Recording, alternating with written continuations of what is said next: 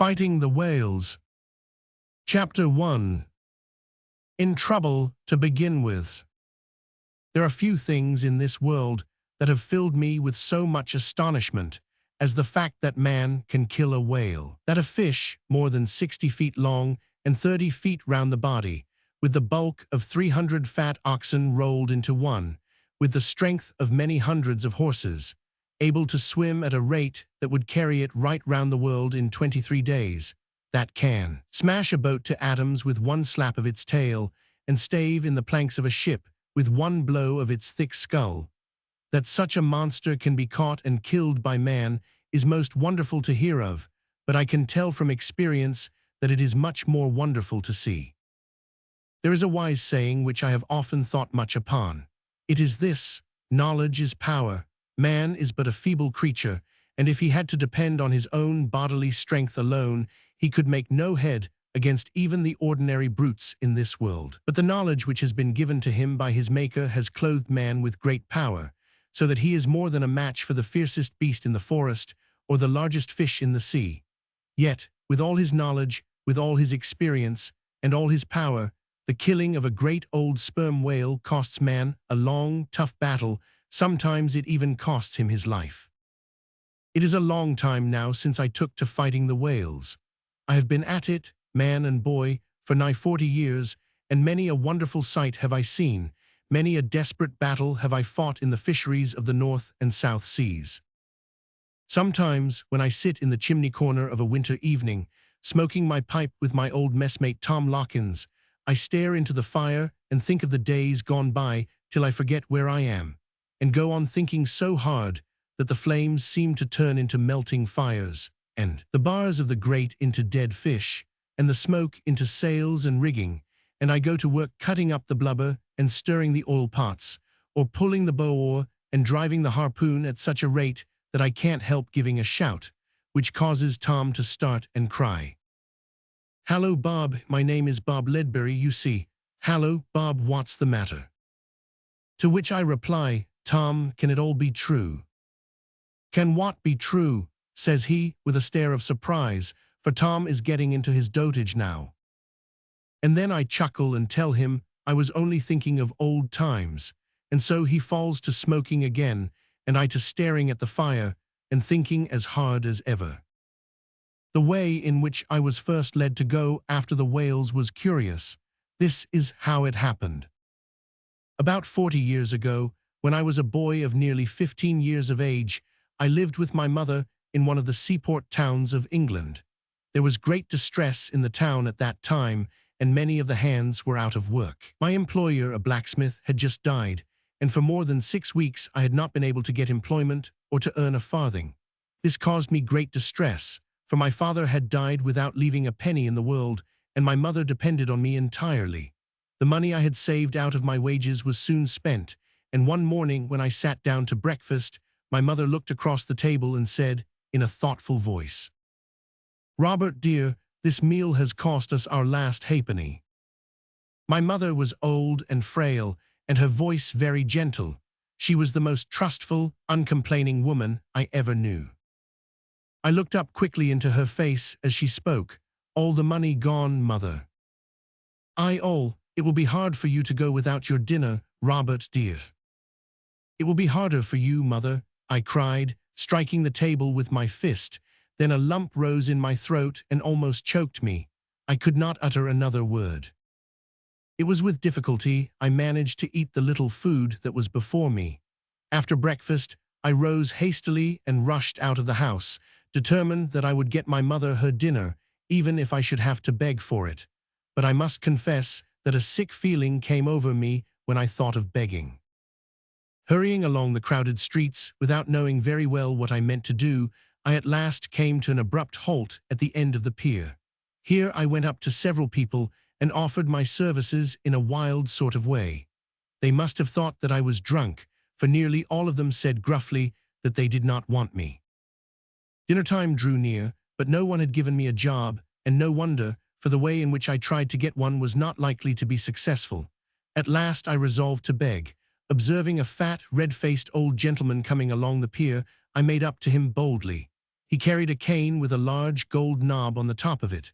That gave me hope, for of course, thought I, he must be rich. His nose, which was exactly the color and shape of the gold knob on his cane, was stuck in the center of a round, good-natured countenance, the mouth of which was large and firm, the eyes bright and blue. He frowned as I went forward, hat in hand, but I was not to be driven back. The thought of my starving mother gave me power to crush down my rising shame, yet I had no reason to be ashamed. I was willing to work, if only I could have got employment. Stopping in front of the old gentleman, I was about to speak when I observed him quietly button up his breeches pocket. The blood rushed to my face, and turning quickly on my heel, I walked away without uttering a word. "Hallo!" shouted a gruff voice just as I was moving away. I turned and observed that the shout was uttered by a broad, rough-looking jacktar, a man of about 32 or 33, who had been sitting all the forenoon on an old cask, smoking his pipe and basking in the sun. "Hallo," said he again. "Well," said I. "What d'ye mean, youngster, by going on in that there fashion all the morning, botherin' everybody and makin' a fool o' yourself like that, eh?" "What's that to you?" said I savagely, for my heart was sore and heavy, and I could not stand the interference of a stranger. "Oh, it's nothing to me, of course," said the sailor, picking his pipe quietly with his clasp knife. "But come here, boy, I've something to say to ye." "Well, what is it?" said I, going up to him somewhat sulkily. The man looked at me gravely through the smoke of his pipe and said, "You're in a passion, my young buck, that's all, and in case you didn't know it, I thought I'd tell ye." I burst into a fit of laughter. "Well, I believe you're not far wrong, but I'm better now." "Ah, that's right," said the sailor, with an approving nod of his head. "Always confess when you're in the wrong. Now, younker, let me give you a bit of advice. Never get into a passion if you can help it, and if you can't help it, get out of it as fast as possible, and if you can't get out of it, just give a great roar to let off the steam and turn about and run. There's nothing like that. Passion han't got legs. It can't hold on to a feller when he's running. If you keep it up till you a'most split your timbers, passion has no chance. It must go astarn. Now, lad, I've been watchin' ye all the mornin', and I see there's a screw loose somewhere. If you'll tell me what it is, see if I don't help you." The kind, frank way in which this was said quite won my heart, so I sat down on the old cask and told the sailor all my sorrows. "Boy," said he when I had finished, "I'll put you in the way o' helpin' your mother.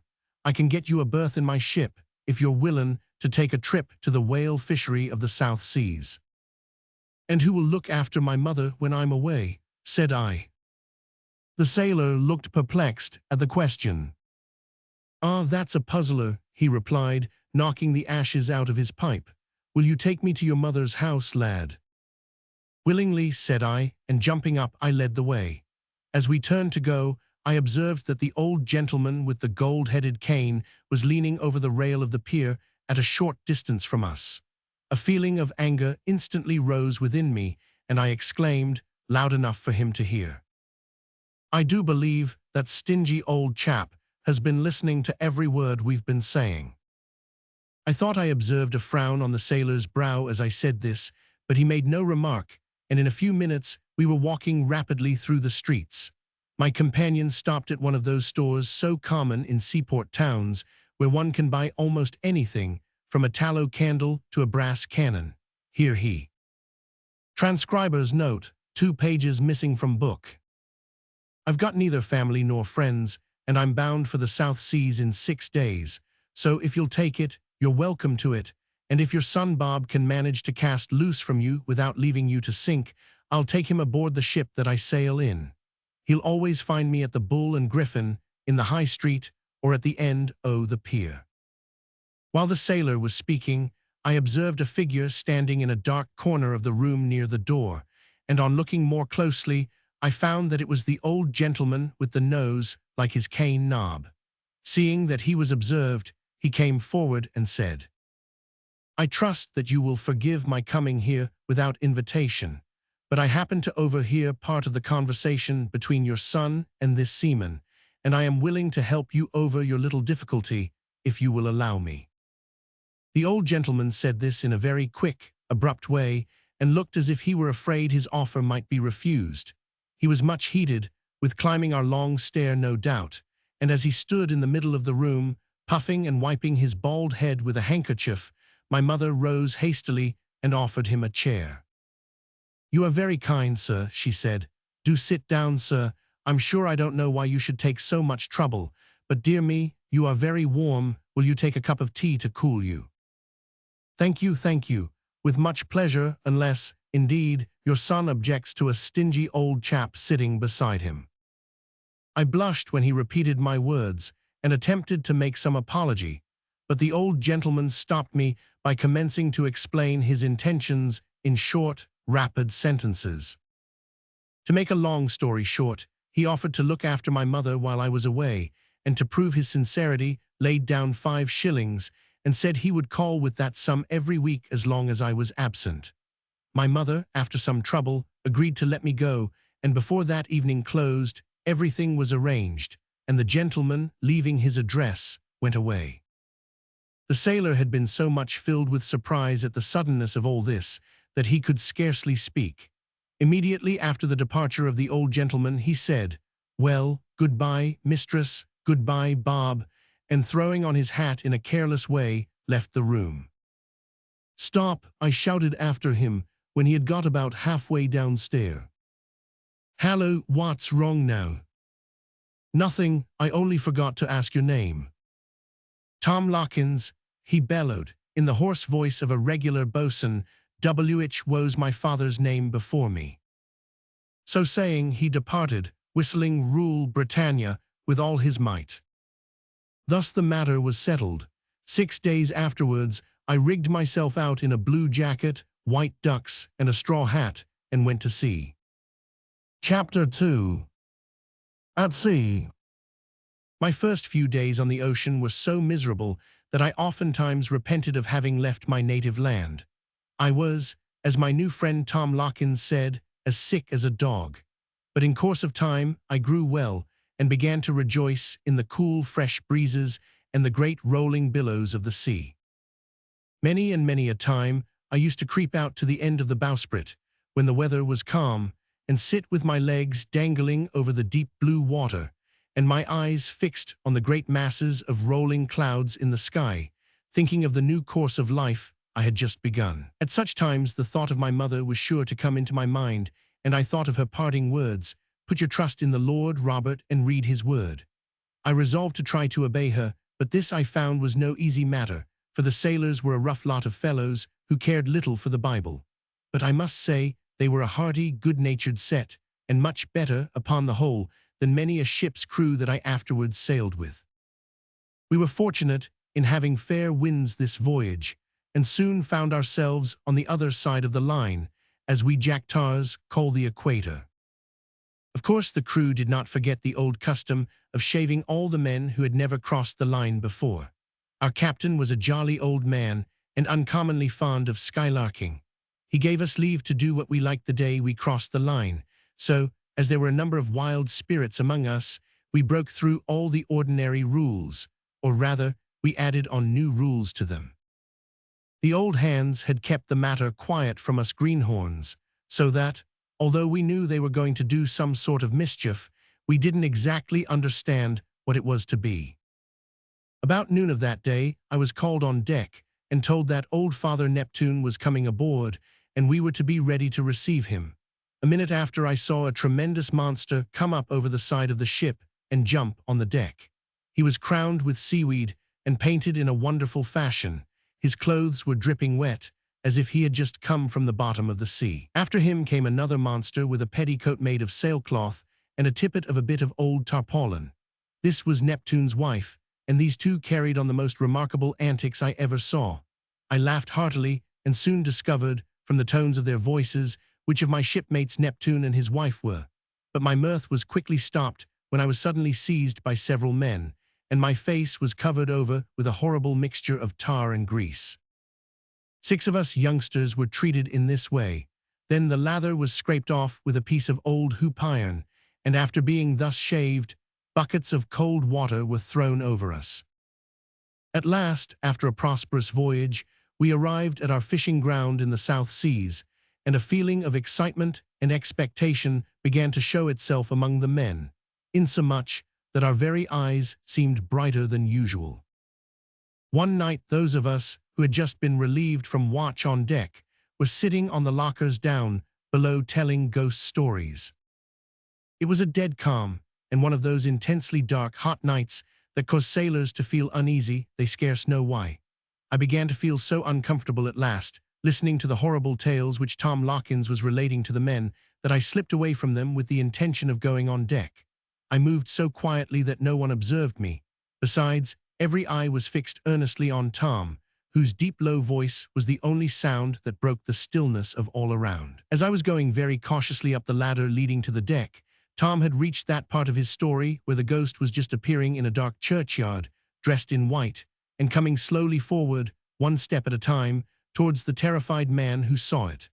The men held their breath, and one or two of their faces turned pale as Tom went on with his description, lowering his voice to a hoarse whisper. Just as I put my head up the hatchway, the sheet of one of the sails, which was hanging loose in the still air, passed gently over my head and knocked my hat off. At any other time I would have thought nothing of this, but Tom's story had thrown me into such an excited and nervous condition that I gave a start, missed my footing, uttered a loud cry, and fell down the ladder right in among the men with a tremendous crash, knocking over 2 or 3 oil cans and a tin bread basket in my fall, and upsetting the lantern so that the place was instantly pitch dark.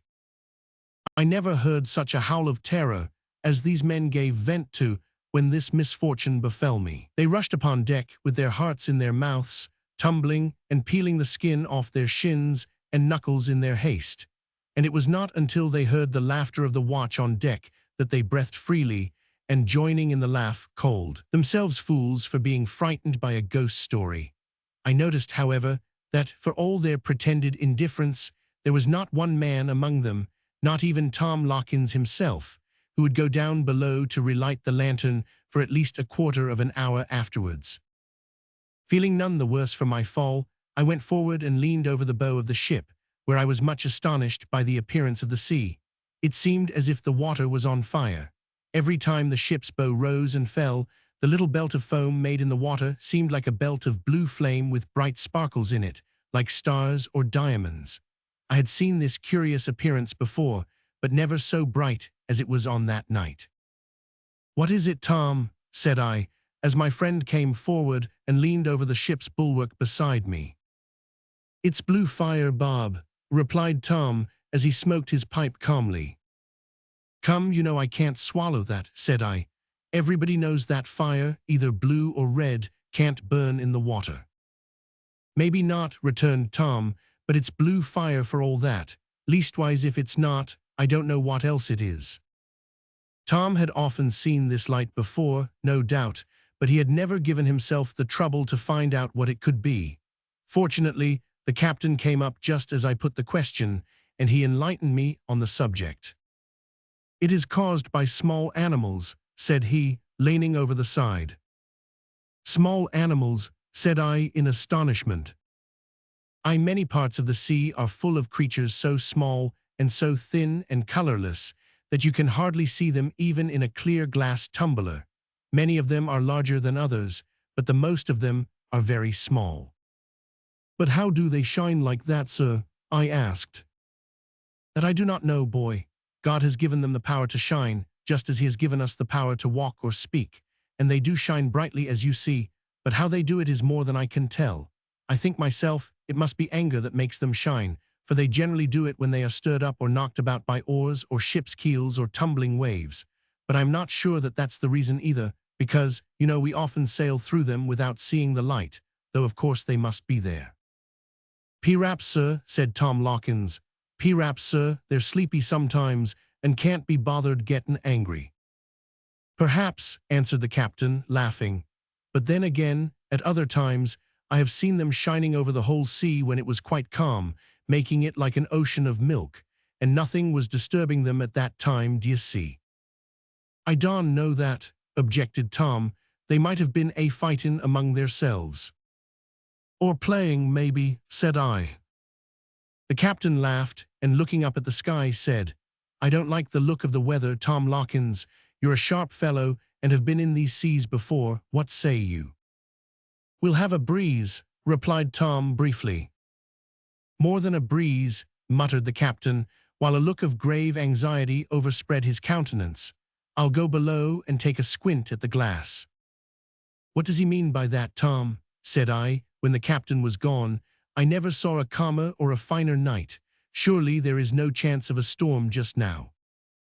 "Aye, that shows that you're a young fella, and han't got much experience o' them seas," replied my companion. "Why, boy, sometimes the fiercest storm is brewing behind the greatest calm. And the worst o' the thing is that it comes so sudden at times that the masts are torn out o' the ship before you can say Jack Robinson." "What, and without any warning?" said I. "Aye, almost without warning, but not altogether without it. You heard the captain say he'd go and take a squint at the glass." "Yes, what is the glass?" "It's not a glass o' grog, you may be sure, nor yet a looking glass. It's the weather glass, boy. Shore-going chaps call it a barometer." "And what's the meaning of barometer?" I inquired earnestly. Tom Larkins stared at me in stupid amazement. "Why, boy," said he, "you're too inquisitive. I once asked the doctor o' a ship that question, and says he to me, 'Tom,' says he, 'a barometer is a glass tube filled with quicksilver or mercury, which is a metal in a soft or fluid state, like water, you know, and it's meant for tellin' the state o' the weather.' 'Yes, sir,' I answers, 'I know that well enough.' 'Then why did you ask?' says he, gettin' into a passion. "I asked what was the meaning o' the word barometer, sir," said I. The doctor, he looked grave at that and shook his head. "Tom," says he, "if I was to go for to explain that word, and all about the instrument, in a scientific sort o' way, d'ye see, I'd have to sit here and speak to you right on end for 6 hours or more." "Oh, sir," says I, "don't do it then. Please don't do it." "No more I will," says he, "but it'll serve your turn to know that a barometer is a glass for measuring the weight o' the air, and somehow or other that lets you know what's a-coming. If the mercury in the glass rises high, all's right. If it falls uncommon low very sudden, look out for squalls, that's all. No matter how smooth the sea may be, or how sweetly all nature may smile, don't you believe it. Take in every inch of canvas at once." That was a queer explanation, Tom. "Aye, but it was a true one, as you shall see before long."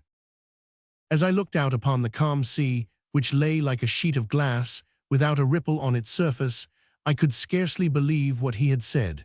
But before many minutes had passed, I was convinced of my error.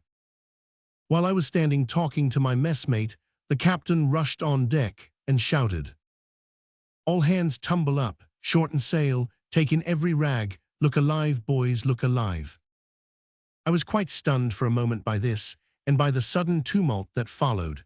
The men, who seemed never to take thought about anything, and who had but one duty, namely, to obey orders, ran upon deck, and leaped up the rigging like cats. The sheets of nearly all the principal sails were clewed up, and ere long, the canvas was made fast to the yards. A few of the smaller sails only were left exposed, and even these were close-reefed.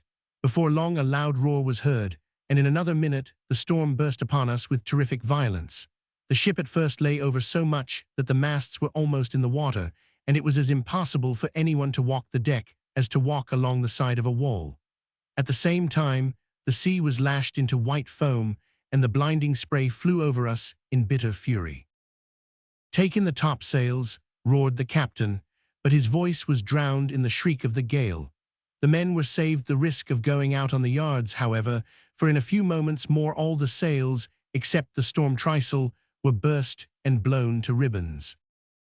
We now tried to put the ship's head to the wind and lay to, by which landsmen will understand that we tried to face the storm and remain stationary. But the gale was so fierce that this was impossible. The last rag of sail was blown away, and then there was nothing left for us but to show our stern to the gale and scud under bare poles. The great danger now was that we might be pooped, which means that a huge wave might curl over our stern, fall with terrible fury on our deck, and sink us. Many and many a good ship has gone down in this way, but we were mercifully spared. As our safety depended very much on good steering, The captain himself took the wheel and managed the ship so well that we weathered the gale without damage, further than the loss of a few sails and light spars. For 2 days the storm howled furiously. The sky and sea were like ink, with sheets of rain and foam driving through the air and raging billows tossing our ship about like a cork. During all this time, my shipmates were quiet and grave, but active and full of energy, so that every order was at once obeyed without noise or confusion. Every man watched the slightest motion of the captain. We all felt that everything depended on him. As for me, I gave up all hope of being saved. It seemed impossible to me that anything that man could build could withstand so terrible a storm. I do not pretend to say that I was not afraid. The near prospect of a violent death caused my heart to sink more than once, but my feelings did not unman me. I did my duty quietly but quickly like the rest, and when I had no work to do, I stood holding on to the weather stanchions, looking at the raging sea and thinking of my mother and of the words of kindness and counsel she had so often bestowed upon me in vain. The storm ceased almost as quickly as it began, and although the sea did not all at once stop the heavings of its angry bosom, the wind fell entirely in the course of a few hours. The dark clouds broke up into great masses that were piled up high into the sky, and out of the midst of these, the glorious sun shone in bright rays down on the ocean, like comfort from heaven, gladdening our hearts as we busily repaired the damage that we had suffered from the storm. Chapter 3. Our first battle. I shall never forget the surprise I got the first time I saw a whale. It was in the forenoon of a most splendid day, about a week after we arrived at that part of the ocean where we might expect to find fish. A light northeast breeze was blowing, but it scarcely ruffled the sea as we crept slowly through the water with every stitch of canvas set. As we had been looking out for fish for some time past, everything was in readiness for them. The boats were hanging over the side ready to lower, tubs for coiling away the ropes, harpoons, lances, and all were ready to throw in and start away at a moment's notice. The man in the crow's nest, as they call the cask fixed up at the masthead, was looking anxiously out for whales, and the crew were idling about the deck. Tom Lawkins was seated on the windlass smoking his pipe, and I was sitting beside him on an empty cask, sharpening a blubber knife. "Tom," said I, "what like is a whale?" "Why, it's like nothing but itself," replied Tom, looking puzzled. "Why, what a queer feller you are to ax questions. I'm sure you've seen plenty of them. You might be able to tell what a whale is like." "What it's like? Well, it's like a tremendous big bolster with a head and a tail to it." "And how big is it?" "They're of all sizes, lad. I've seen one that was exactly equal to 300 fat bulls, and its rate of going would take it round the whole world in 23 days. "I don't believe you," said I, laughing. "Don't you?" cried Tom. "It's a fact notwithstanding, for the captain himself said so, and that's how I came to know it." Just as Tom finished speaking, the man in the crow's nest roared at the top of his voice, "There she blows." That was the signal that a whale was in sight, and as it was the first time we had heard it that season, every man in the ship was thrown into a state of tremendous excitement. "There she blows," roared the man again. "Where away?" shouted the captain. "About 2 miles right ahead." In another moment, the utmost excitement prevailed on board. Suddenly, while I was looking over the side, straining my eyes to catch a sight of the whale, which could not yet be seen by the men on deck, I saw a brown object appear in the sea, not 20 yards from the side of the ship. Before I had time to ask what it was, a whale's head rose to the surface and shot up out of the water. The part of the fish that was visible above water could not have been less than 30 feet in length. It just looked as if our longboat had jumped out of the sea, and he was so near that I could see his great mouth quite plainly. I could have tossed a biscuit on his back easily. Sending 2 thick spouts of frothy water out of his blowholes 40 feet into the air with tremendous noise, he fell flat upon the sea with a clap like thunder, tossed his flukes or tail high into the air, and disappeared. I was so amazed at this sight that I could not speak. I could only stare at the place where the huge monster had gone down. "Stand by to lower," shouted the captain. "Aye, aye, sir," replied the men, leaping to their appointed stations. For every man in a whale ship has his post of duty appointed to him and knows what to do when an order is given. "Lower away," cried the captain, whose face was now blazing with excitement. In a moment more 3 boats were in the water. The tubs, harpoons, and sea were thrown in, the men seized the oars, and away they went with a cheer.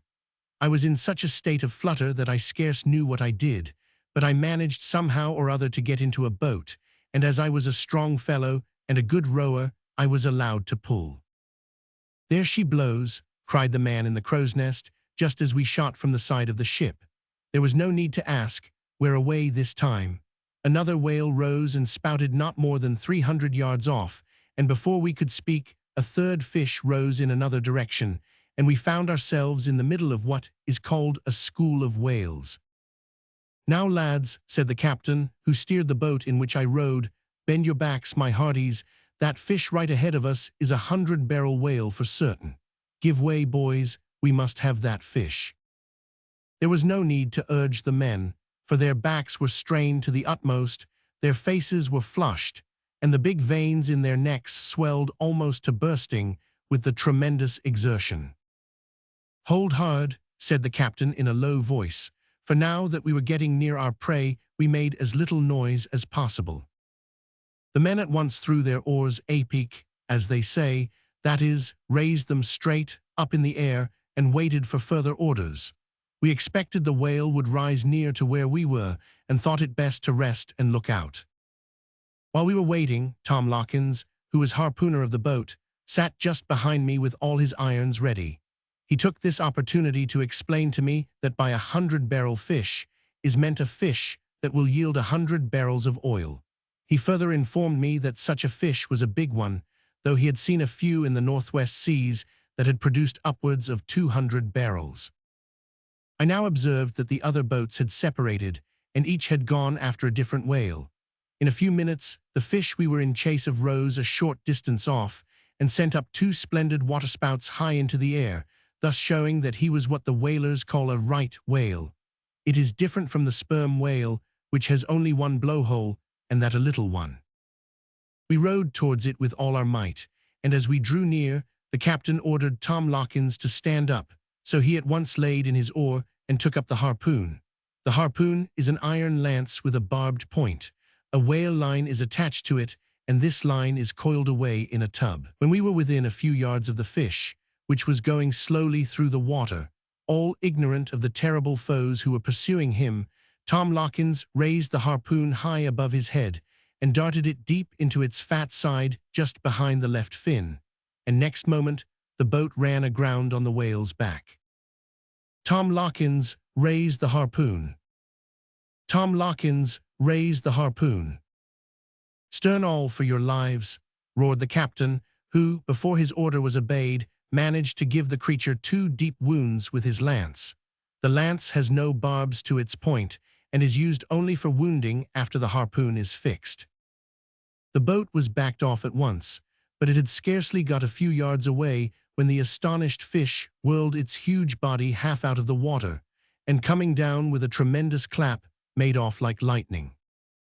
The line was passed round a strong piece of wood called the loggerhead, and in running out, it began to smoke and nearly set the wood on fire. Indeed, it would have done so if a man had not kept constantly pouring water upon it. It was needful to be very cautious in managing the line, for the duty is attended with great danger. If any hitch should take place, the line is apt to catch the boat and drag it down bodily under the waves. Sometimes a coil of it gets round a leg or an arm of the man who attends to it, in which case his destruction is almost certain. Many a poor fellow has lost his life in this way. The order was now given to hold on line. This was done, and in a moment our boat was cleaving the blue water like an arrow, while the white foam curled from her bows. I thought every moment we should be dragged under, but whenever this seemed likely to happen, the line was let run a bit, and the strain eased. At last the fish grew tired of dragging us, the line ceased to run out, and Tom hauled in the slack, which another man coiled away in its tub. Presently the fish rose to the surface, a short distance off our weather bow. "Give way, boys, spring your oars," cried the captain. "Another touch or two with the lance, and that fish is ours." The boat shot ahead, and we were about to dart a second harpoon into the whale's side, when it took to sounding, which means that it went straight down, head foremost, into the depths of the sea. At that moment Tom Lockins uttered a cry of mingled anger and disappointment. We all turned round and saw our shipmate standing with the slack line in his hand, and such an expression on his weather-beaten face that I could scarce help laughing. The harpoon had not been well fixed, it had lost its hold, and the fish was now free. "Gone!" exclaimed the captain with a groan. I remember even yet the feeling of awful disappointment that came over me when I understood that we had lost the fish after all our trouble. I could almost have wept with bitter vexation. As for my comrades, they sat staring at each other for some moments quite speechless. Before we could recover from the state into which this misfortune had thrown us, one of the men suddenly shouted, "Hallo, there's the mate's boat in distress." We turned at once, and truly, there was no doubt of the truth of this, for about half a mile off, we beheld our first mate's boat tearing over the sea like a small steamer. It was fast to a fish, and 2 oars were set up on end to attract our attention. When a whale is struck, it sometimes happens that the whole of the line in a boat is run out. When this is about to occur, it becomes necessary to hold on as much as can be done without running the boat under the water, and an oar is set up on end to show that assistance is required, either from the ship or from the other boats. As the line grows less and less, another and another oar is hoisted to show that help must be sent quickly. If no assistance can be sent, the only thing that remains to be done is to cut the line and lose the fish. But a whale line, with its harpoon, is a very heavy loss, in addition to that of the fish, so that whalers are tempted to hold on a little too long sometimes. When we saw the mate's boat dashing away in this style, we forgot our grief at the loss of our whale in anxiety to render assistance to our comrades, and we rowed towards them as fast as we could. Fortunately, the whale changed its course and came straight towards us, so that we ceased pulling and waited till they came up. As the boat came on, I saw the foam curling up on her bows as she leaped and flew over the sea. I could scarcely believe it possible that wood and iron could bear such a strain. In a few minutes, they were almost abreast of us. "You're holding too hard," shouted the captain. "Lines all out," roared the mate. They were past almost before these short sentences could be spoken, but they had not gone 20 yards ahead of us when the water rushed in over the bow, and before we could utter a word, the boat and crew were gone. Not a trace of them remained. The horror of the moment had not been fully felt, however, when the boat rose to the surface keel up, and one after another, the heads of the men appeared. The line had fortunately broken, otherwise the boat would have been lost, and the entire crew probably would have gone to the bottom with her. We instantly pulled to the rescue, and were thankful to find that not a man was killed, though some of them were a little hurt, and all had received a terrible fright. We next set to work to right the upset boat, an operation which was not accomplished without much labor and difficulty. Now, while we were thus employed, our third boat, which was in charge of the second mate, had gone after the whale that had caused us so much trouble, and when we had got the boat righted and began to look about us, we found that she was fast to the fish about a mile to leeward. "Hurrah, lads!" cried the captain. "Luck has not left us yet. Give way, my hearties, pull like Britons, we'll get that fish yet." We were all dreadfully done up by this time, but the sight of a boat fast to a whale restored us at once, and we pulled away as stoutly as if we had only begun the day's work. The whale was heading in the direction of the ship, and when we came up to the scene of action, the second mate had just touched the life. In other words, he had driven the lance deep down into the whale's vitals. This was quickly known by jets of blood being spouted up through the blowholes. Soon after, our victim went into its dying agonies, or, as whalemen say, his flurry. This did not last long. In a short time he rolled over dead. We fastened a line to his tail, the 3 boats took the carcass in tow, and singing a lively song, we rowed away to the ship. Thus ended our first battle with the whales. Chapter 4. Cutting in the blubber and trying out the oil. The scene that took place on board ship after we caught our first fish was most wonderful. We commenced the operation of what is called cutting in, that is, cutting up the whale and getting the fat or blubber hoisted in. The next thing we did was to try out the oil or melt down the fat in large iron pots brought with us for this purpose, and the change that took place in the appearance of the ship and the men when this began was very remarkable. When we left port, our decks were clean, our sails white, our masts well scraped. The brasswork about the quarterdeck was well polished, and the men looked tidy and clean. A few hours after our first whale had been secured alongside, all this was changed. The cutting up of the huge carcass covered the decks with oil and blood, making them so slippery that they had to be covered with sand to enable the men to walk about. Then the smoke of the great fires under the melting pots begrimed the masts, sails, and cordage with soot. The faces and hands of the men got so covered with oil and soot that it would have puzzled anyone to say whether they were white or black. Their clothes, too, became so dirty that it was impossible to clean them. But indeed, whalemen do not much mind this. In fact, they take a pleasure in all the dirt that surrounds them, because it is a sign of success in the main object of their voyage. The men in a clean whale ship are never happy. When everything is filthy and dirty and greasy and smoky, and black decks, rigging, clothes, and person, it is then that the hearty laugh and jest and song are heard as the crew work busily, night and day, at their rough but profitable labor. The operations of cutting in and trying out were matters of great interest to me the first time I saw them. After having towed our whale to the ship, cutting in was immediately begun. First, the carcass was secured near the head and tail with chains and made fast to the ship. Then the great blocks and ropes fastened to the main and foremast for hoisting in the blubber were brought into play. When all was ready, the captain and the two mates with Tom Lockins got upon the whale's body with long-handled sharp spades or digging knives. With these, they fell to work cutting off the blubber.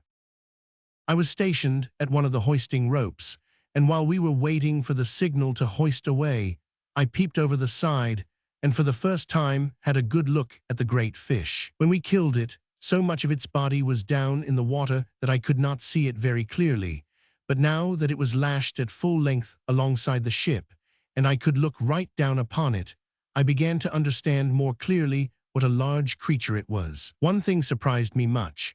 The top of its head, which was rough and knotty like the bark of an old tree, was swarming with little crabs and barnacles and other small creatures. The whale's head seemed to be their regular home.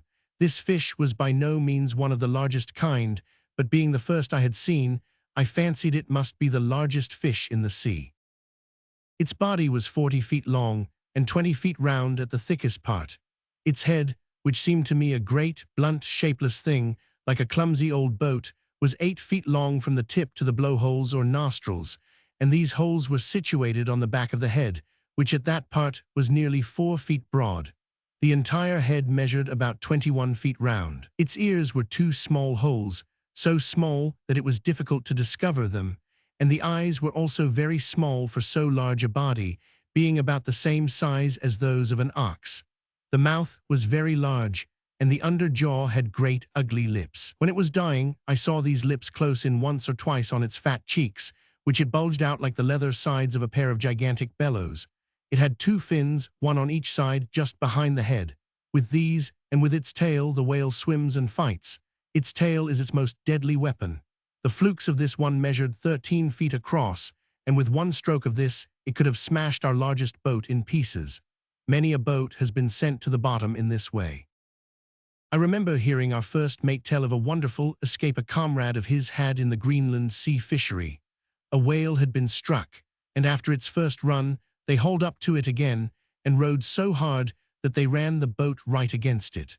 The harpooner was standing on the bow all ready and sent his iron cleverly into the blubber. In its agony, the whale reared its tail high out of the water, and the flukes whirled for a moment like a great fan just above the harpooner's head. One glance up was enough to show him that certain death was descending. In an instant, he dived over the side and disappeared. Next moment, the flukes came down on the part of the boat he had just left and cut it clean off. The other part was driven into the waves, and the men were left swimming in the water. They were all picked up, however, by another boat that was in company, and the harpooner was recovered with the rest. His quick dive had been the saving of his life. I had not much time given me to study the appearance of this whale before the order was given to hoist away, so we went to work with a will. The first part that came up was the huge lip, fastened to a large iron hook, called the blubber hook. It was lowered into the blubber room between decks, where a couple of men were stationed to stow the blubber away. Then came the fins, and after them the upper jaw with the whalebone attached to it. The right whale has no teeth like the sperm whale. In place of teeth, it has the well-known substance called whalebone, which grows from the roof of its mouth in a number of broad, thin plates, extending from the back of the head to the snout. The lower edges of these plates of whalebone are split into thousands of hairs like bristles, so that the inside roof of a whale's mouth resembles an enormous blacking brush. The object of this curious arrangement is to enable the whale to catch the little shrimps and small sea blubbers, called medusa, on which it feeds. I have spoken before of these last as being the little creatures that gave out such a beautiful pale blue light at night. The whale feeds on them. When he desires a meal, he opens his great mouth and rushes into the midst of a shoal of medusae. The little things get entangled in thousands among the hairy ends of the whalebone, and when the monster has got a large enough mouthful, he shuts his lower jaw and swallows what his net has caught. The wisdom as well as the necessity of this arrangement is very plain. Of course, while dashing through the sea in this fashion, with his mouth agape, the whale must keep his throat closed, else the water would rush down it and choke him. Shutting his throat then, as he does, the water is obliged to flow out of his mouth as fast as it flows in. It is also spouted up through his blowholes, and this with such violence that many of the little creatures would be swept out along with it, but for the hairy-ended whalebone which lets the seawater out, but keeps the medusae in. Well, let us return to our cutting in. After the upper jaw came the lower jaw and throat with the tongue. This last was an enormous mass of fat, about as large as an ox, and it weighed 1,500 or 2,000 pounds. After this was got in, the rest of the work was simple. The blubber of the body was peeled off in great strips, beginning at the neck and being cut spirally towards the tail. It was hoisted on board by the blocks, the captain and mates cutting, and the men at the windlass hoisting, and the carcass slowly turning round until we got an unbroken piece of blubber, reaching from the water to nearly as high as the mainyard arm. This mass was nearly a foot thick, and it looked like fat pork. It was cut off close to the deck and lowered into the blubber room, where the two men stationed there attacked it with knives, cut it into smaller pieces, and stowed it away. Then another piece was hoisted on board in the same fashion, and so on we went till every bit of blubber was cut off, and I heard the captain remark to the mate when the work was done that the fish was a good fat one, and he wouldn't wonder if it turned out to be worth 300 pounds. Now, when this process was going on, a new point of interest arose which I had not thought of before, although my messmate, Tom Lockins, had often spoken of it on the voyage out. This was the arrival of great numbers of seabirds. Tom had often told me of the birds that always keep company with whalers, but I had forgotten all about it until I saw an enormous albatross come sailing majestically through the air towards us. This was the largest bird I ever saw, and no wonder, for it is the largest bird that flies. Soon after that, another arrived, and although we were more than 1,000 miles from any shore, we were speedily scented out and surrounded by hosts of gonies, stinkards, haglets, gulls, pigeons, petrels, and other seabirds, which commenced to feed on pieces of the whale's carcass with the most savage gluttony. These birds were dreadfully greedy. They had stuffed themselves so full in the course of a short time that they flew heavily and with great difficulty. No doubt they would have to take 3 or 4 days to digest that meal. Sharks, too, came to get their share of what was going, but these savage monsters did not content themselves with what was thrown away. They were so bold as to come before our faces and take bites out of the whale's body. Some of these sharks were 8 and 9 feet long, and when I saw them open their horrid jaws, armed with 3 rows of glistening white sharp teeth, I could well understand how easily they could bite off the leg of a man, as they often do when they get the chance. Sometimes they would come right up on the whale's body with a wave, bite out great pieces of the flesh, turn over on their bellies, and roll off. While I was looking over the side during the early part of that day, I saw a very large shark come rolling up in this way close to Tom Lawkins's legs. Tom made a cut at him with his blubber spade, but the shark rolled off in time to escape the blow. And after all, it would not have done him much damage, for it is not easy to frighten or take the life out of a shark. "Hand me an iron and line, Bob," said Tom, looking up at me. "I've got a spite agin that feller. He's been up twice already. Ah, hand it down here, and 2 or 3 of ye stand by to hold on by the line. There he comes, the big villain."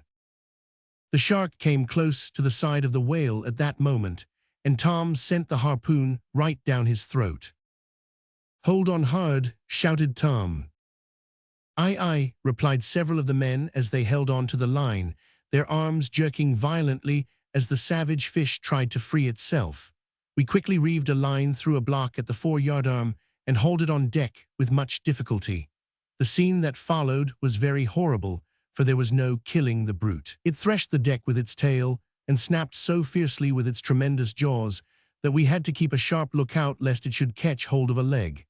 At last its tail was cut off, the body cut open, and all the entrails taken out. Yet even after this, it continued to flap and thresh about the deck for some time, and the heart continued to contract for 20 minutes after it was taken out and pierced with a knife. I would not have believed this had I not seen it with my own eyes. In case some of my readers may doubt its truth, I would remind them how difficult it is to kill some of those creatures with which we are all familiar. The common worm, for instance, may be cut into a number of small pieces, and yet each piece remains alive for some time after. The skin of the shark is valued by the whalemen, because, when cleaned and dry, it is as good as sandpaper, and is much used in polishing the various things they make out of whales' bones and teeth. When the last piece of blubber had been cut off our whale, the great chain that held it to the ship's side was cast off, and the now useless carcass sank like a stone, much to the sorrow of some of the smaller birds, which, having been driven away by their bigger comrades, had not fed so heartily as they wished perhaps. But what was lost to the gulls was gained to the sharks, which could follow the carcass down into the deep and devour it at their leisure. "Now, lads," cried the mate, when the remains had vanished, "rouse up the fires, look alive, my hearties." "Aye, aye, sir," was the ready reply, cheerfully given, as every man sprang to his appointed duty. And so, having cut in our whale, we next proceeded to try out the oil. Chapter 5.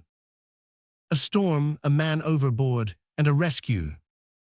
The scenes in a whaleman's life are varied and very stirring. Sometimes he is floating on the calm ocean, idling about the deck and whistling for a breeze, when all of a sudden the loud cry is heard, "There she blows!" And in a moment the boats are in the water, and he is engaged in all the toils of an exciting chase. Then comes the battle with the great leviathan of the deep, with all its risks and dangers. Sometimes he is unfortunate, the decks are clean, he has nothing to do. At other times he is lucky, cutting in and trying out, engage all his energies and attention.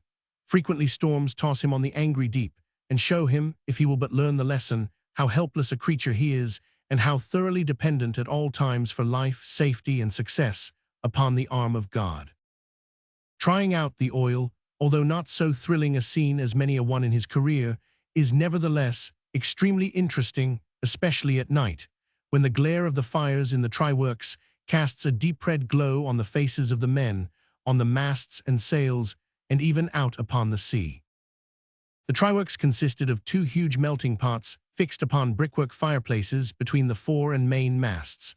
While some of the men were down in the blubber room cutting the blanket pieces, as the largest masses are called, others were pitching the smaller pieces on deck, where they were seized by 2 men who stood near a block of wood, called a horse, with a mincing knife, to slash the junks so as to make them melt easily. These were then thrown into the melting pots by one of the mates, who kept feeding the fires with such scraps of blubber as remain after the oil is taken out.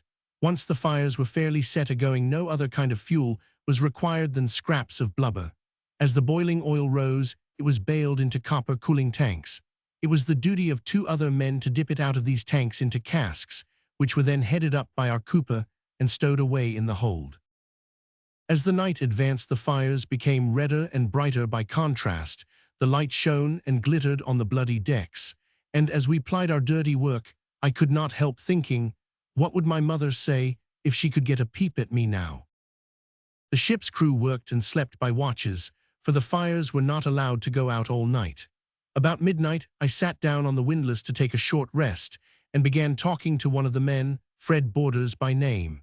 He was one of the quietest and most active men in the ship, and being quite a young man, not more than 19, he and I drew to one another and became very intimate.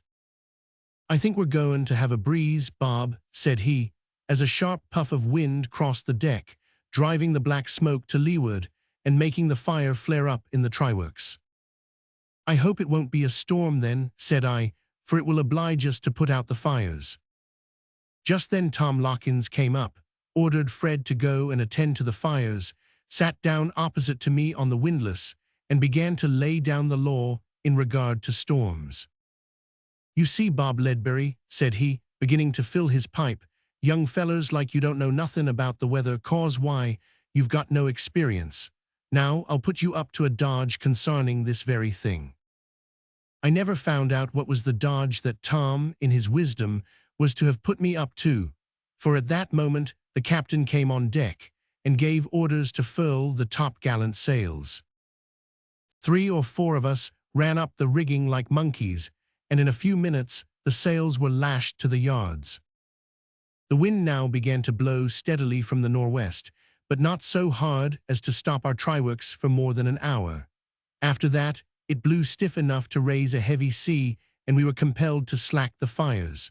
This was all the harm it did to us, however, for although the breeze was stiffish, it was nothing like a gale.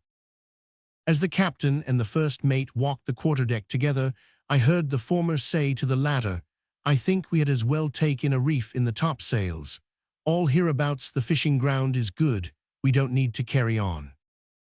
The order was given to reduce sail, and the men lay out on the topsail yards.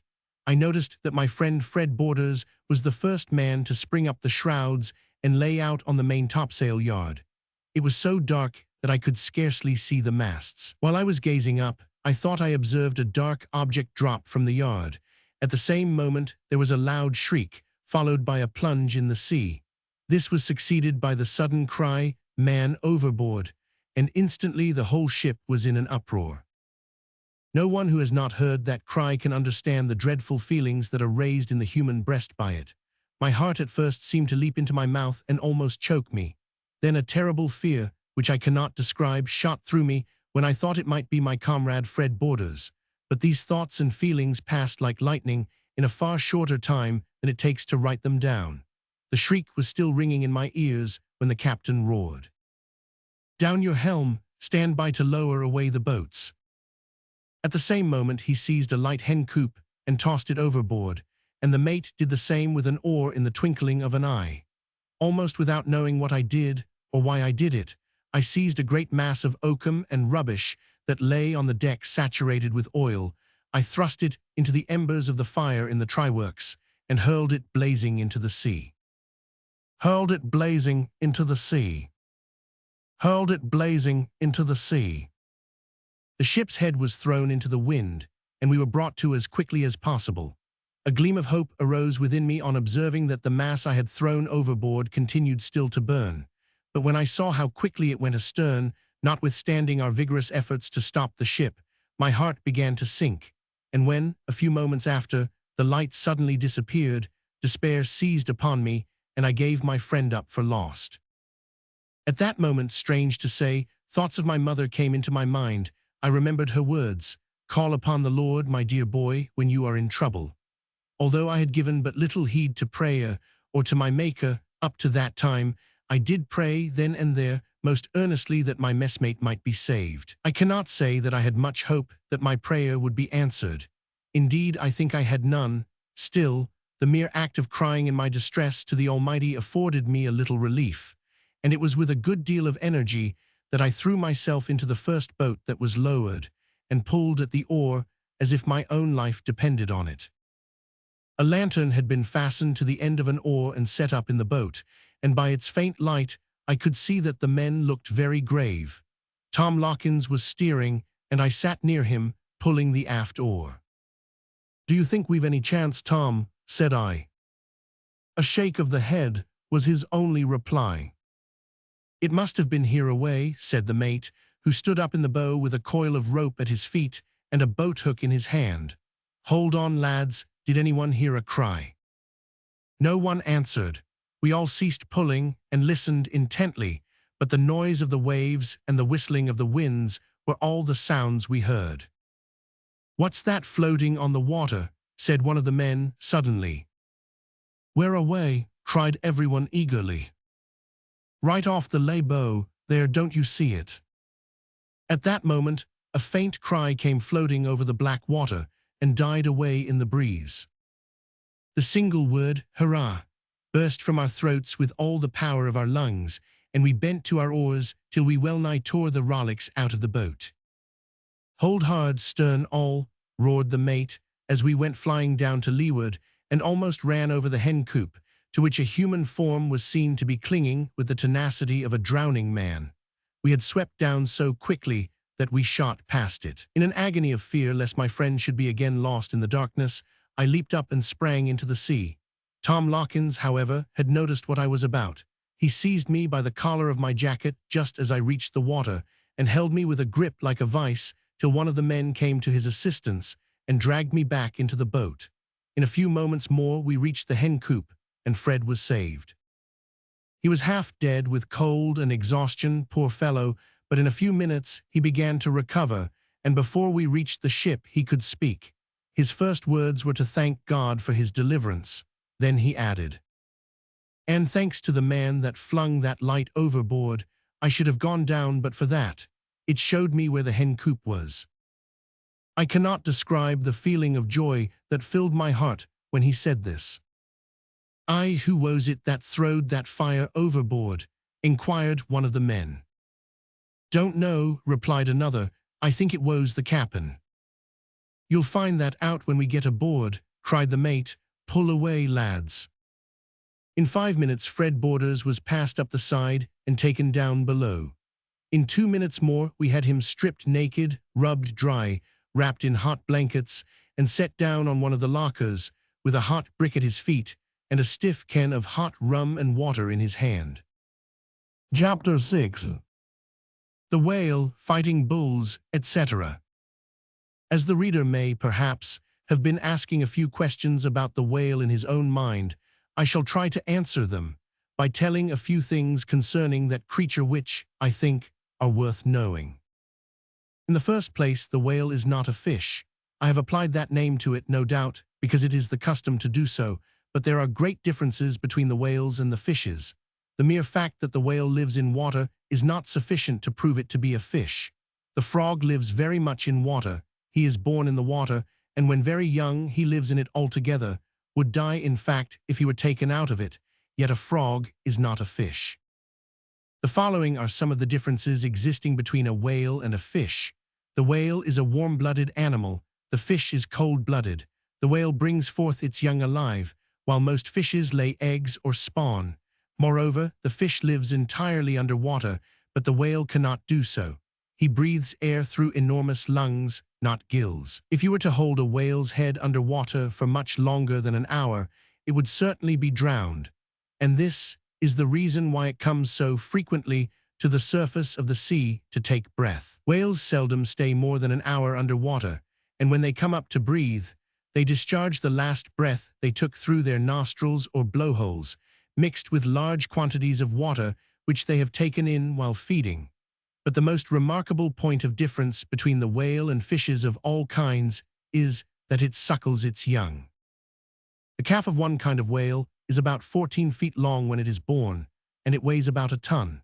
The cow whale usually brings forth only one calf at a time, and the manner in which she behaves to her gigantic baby shows that she is affected by feelings of anxiety and affection such as are never seen in fishes, which heartless creatures forsake their eggs when they are laid, and I am pretty sure they would not know their own children if they happened to meet with them. The whale, on the contrary, takes care of her little one, gives it suck, and sports playfully with it in the waves, its enormous heart throbbing all the while, no doubt, with satisfaction. I have heard of a whale which was once driven into shoal water with its calf and nearly stranded. The huge dam seemed to become anxious for the safety of her child, for she was seen to swim eagerly round it, embrace it with her fins, and roll it over in the waves, trying to make it follow her into deep water. But the calf was obstinate. It would not go, and the result was that the boat of a whaler pulled up and harpooned it. The poor little whale darted away like lightning on receiving the terrible iron and ran out 100 fathoms of line, but it was soon overhauled and killed. All this time, the dam kept close to the side of its calf, and not until a harpoon was plunged into her own side would she move away. 2 boats were after her. With a single rap of her tail, she cut one of the boats in 2 and then darted off. But in a short time, she turned and came back. Her feelings of anxiety had returned, no doubt, after the first sting of pain was over, and she died at last close to the side of her young one. There are various kinds of whales, but the 2 sorts that are most sought after are the common whale of the Greenland seas, which is called the right whale, and the sperm whale of the South Sea. Both kinds are found in the south, but the sperm whale never goes to the North Seas. Both kinds grow to an enormous size, sometimes to 70 feet in length, but there is considerable difference in their appearance, especially about the head. In a former chapter, I have partly described the head of a right whale, which has whalebone instead of teeth, with its blowholes on the back of the head. The sperm whale has large white teeth in its lower jaw and none at all in the upper. It has only one blowhole, and that a little one, much farther forward on its head, so that sailors can tell, at a great distance, what kind of whales they see simply by their manner of spouting. The most remarkable feature about the sperm whale is the bluntness of its clumsy head, which looks somewhat like a big log with the ends sawn square off, and this head is about 1/3 of its entire body. The sperm whale feeds differently from the right whale. He seizes his prey with his powerful teeth and lives, to a great extent, on large cuttlefish. Some of them have been seen to vomit lumps of these cuttlefish as long as a whaleboat. He is much fiercer, too, than the right whale, which almost always takes to flight when struck, but the sperm whale will sometimes turn on its foes and smash their boat with a blow of his blunt head or tail. Fighting whales, as they are called, are not uncommon.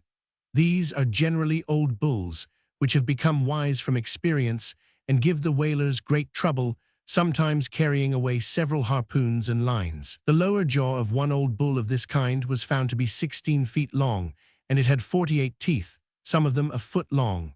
A number of scars about his head showed that this fellow had been in the wars. When 2 bull whales take to fighting, their great effort is to catch each other by the lower jaw, and when locked together, they struggle with a degree of fury that cannot be described. It is not often that the sperm whale actually attacks a ship, but there are a few cases of this kind which cannot be doubted. The following story is certainly true, and while it shows how powerful a creature the whale is, it also shows what terrible risk and sufferings the whaleman has frequently to encounter. In the month of August, 1819, the American whaleship Essex sailed from Nantucket for the Pacific Ocean. She was commanded by Captain Pollard.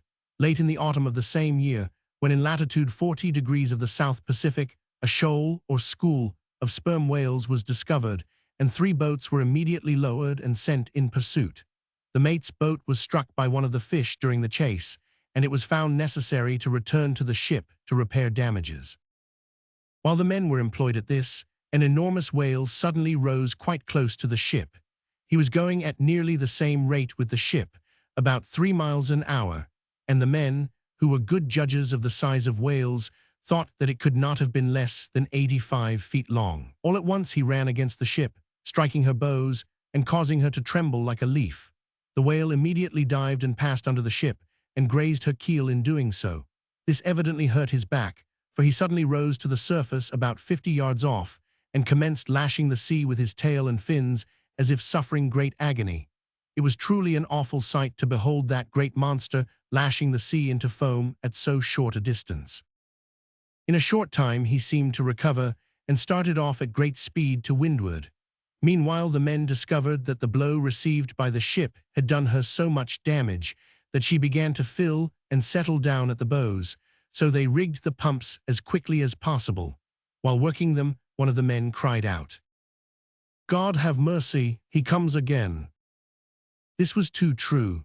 The whale had turned and was now bearing down on them at full speed, leaving a white track of foam behind him. Rushing at the ship like a battering ram, he hit her fair on the weather bow and stove it in, after which he dived and disappeared. The horrified men took to their boats at once, and in 10 minutes the ship went down. The condition of the men, thus left in 3 open boats far out upon the sea, without provisions or shelter, was terrible indeed. Some of them perished, and the rest, after suffering the severest hardships, reached a low island called Dussies on the 20th of December. It was a mere sandbank, which supplied them only with water and seafowl. Still, even this was a mercy, for which they had reason to thank God, for in cases of this kind, one of the evils that seamen have most cause to dread is the want of water. 3 of the men resolved to remain on this sandbank, for dreary and uninhabited though it was, they preferred to take their chance of being picked up by a passing ship rather than run the risks of crossing the wide ocean in open boats, so their companions bade them a sorrowful farewell and left them. But this island is far out of the usual track of ships. The poor fellows have never since been heard of. It was the 27th of December when the 3 boats left the sandbank with the remainder of the men and began a voyage of 2,000 miles towards the island of Juan Fernandez. The mate's boat was picked up, about 3 months after, by the ship Indian of London, with only 3 living men in it. About the same time, the captain's boat was discovered by the Dauphin of Nantucket, with only 2 men living, and these unhappy beings had only sustained life by feeding on the flesh of their dead comrades. The 3rd boat must have been lost, for it was never heard of, and out of the whole crew of 20 men, only 5 returned home to tell their eventful story. Before resuming the thread of my narrative, I must not omit to mention that in the head of the sperm whale there is a large cavity or hole called the case, which contains pure oil that does not require to be melted, but can be baled at once into casks and stowed away. This is the valuable spermaceti from which the finest candles are made. One whale will sometimes yield 15 barrels of spermaceti oil from the case of its head. A large fish will produce from 80 to 100 barrels of oil altogether, sometimes much more, and when whalemen converse with each other about the size of whales, they speak of 80-barrel fish, and so on. Although I have written much about the fighting powers of the sperm whale, it must not be supposed that whales are by nature fond of fighting. On the contrary, the right whale is a timid creature and never shows fight except in defense of its young, and the sperm whale generally takes to flight when pursued. In fact, most of the accidents that happen to whalemen occur when the wounded monster is lashing the water in blind terror and agony. The whale has 3 bitter enemies, much smaller but much bolder than himself, and of these he is terribly afraid. They are the swordfish, the thrasher, and the killer. The first of these, the swordfish, has a strong straight horn or sword projecting from his snout, with which he boldly attacks and pierces the whale. The thrasher is a strong fish, 20 feet long and of great weight. Its method of attack is to leap out of the water on the whale's back and deal it a tremendous blow with its powerful tail.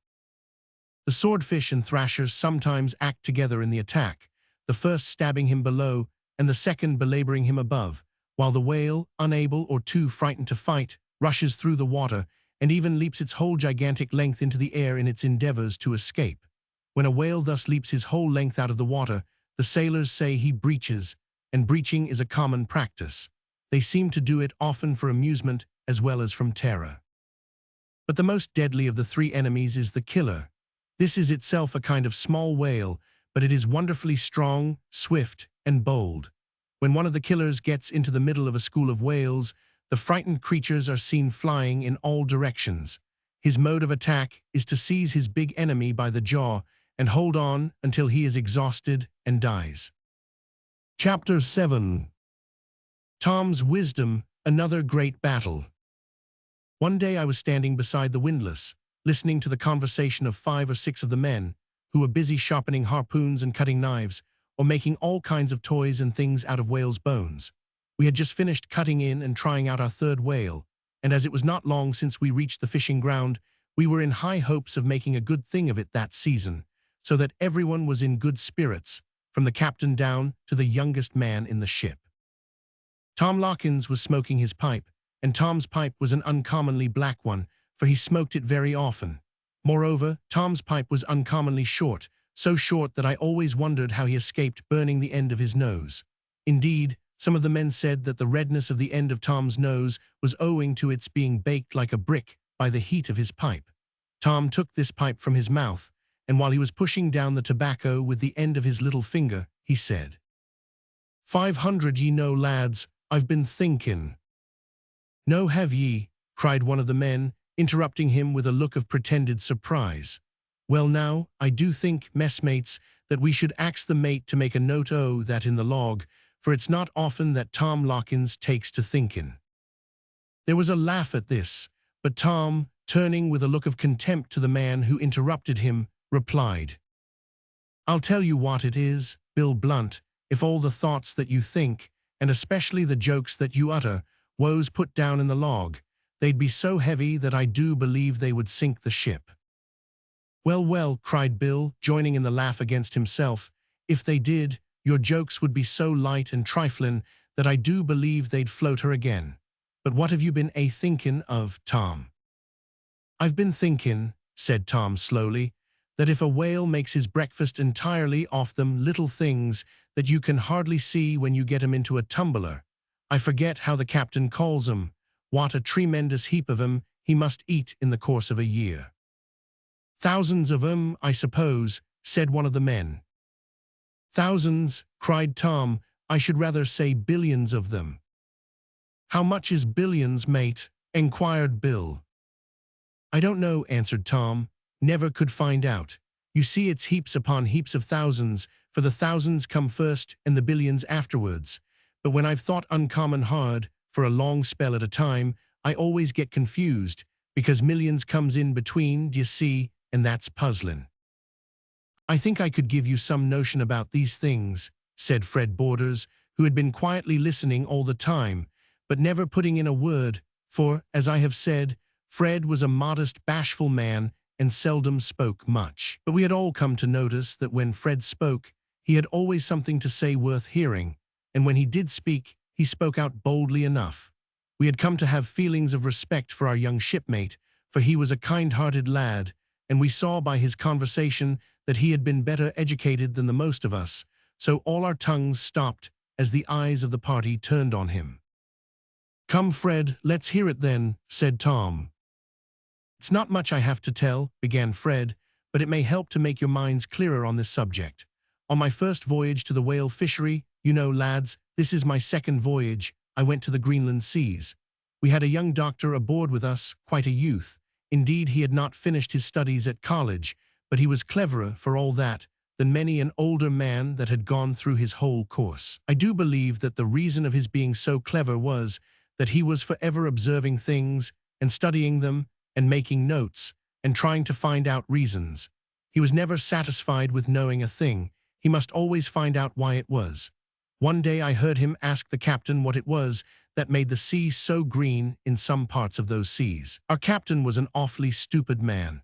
So long as he got plenty oil, he didn't care two straws for the reason of anything. The young doctor had been bothering him that morning with a good many questions, so when he asked him what made the sea green, he answered sharply, "I suppose it makes itself green, young man," and then he turned from him with a fling. The doctor laughed and came forward among the men and began to tell us stories and ask questions. He was a real hearty fellow.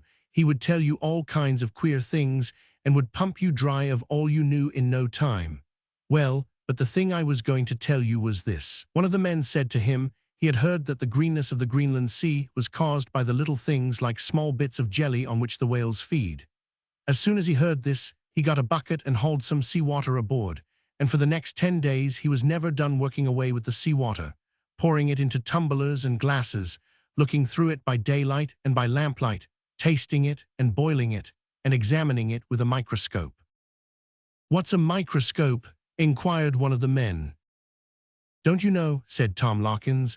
"Why, it's a glass that makes little things seem big when ye look through it.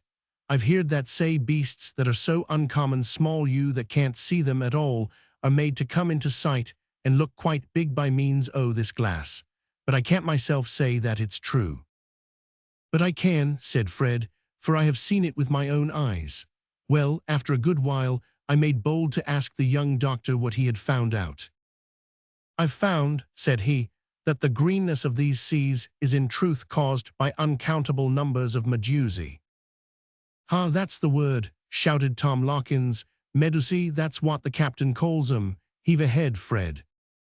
"Well then," continued Fred, the young doctor went on to tell me that he had been counting the matter to himself very carefully, and he found that in every square mile of seawater there were living about 11 quadrillions, 999 trillions of these little creatures.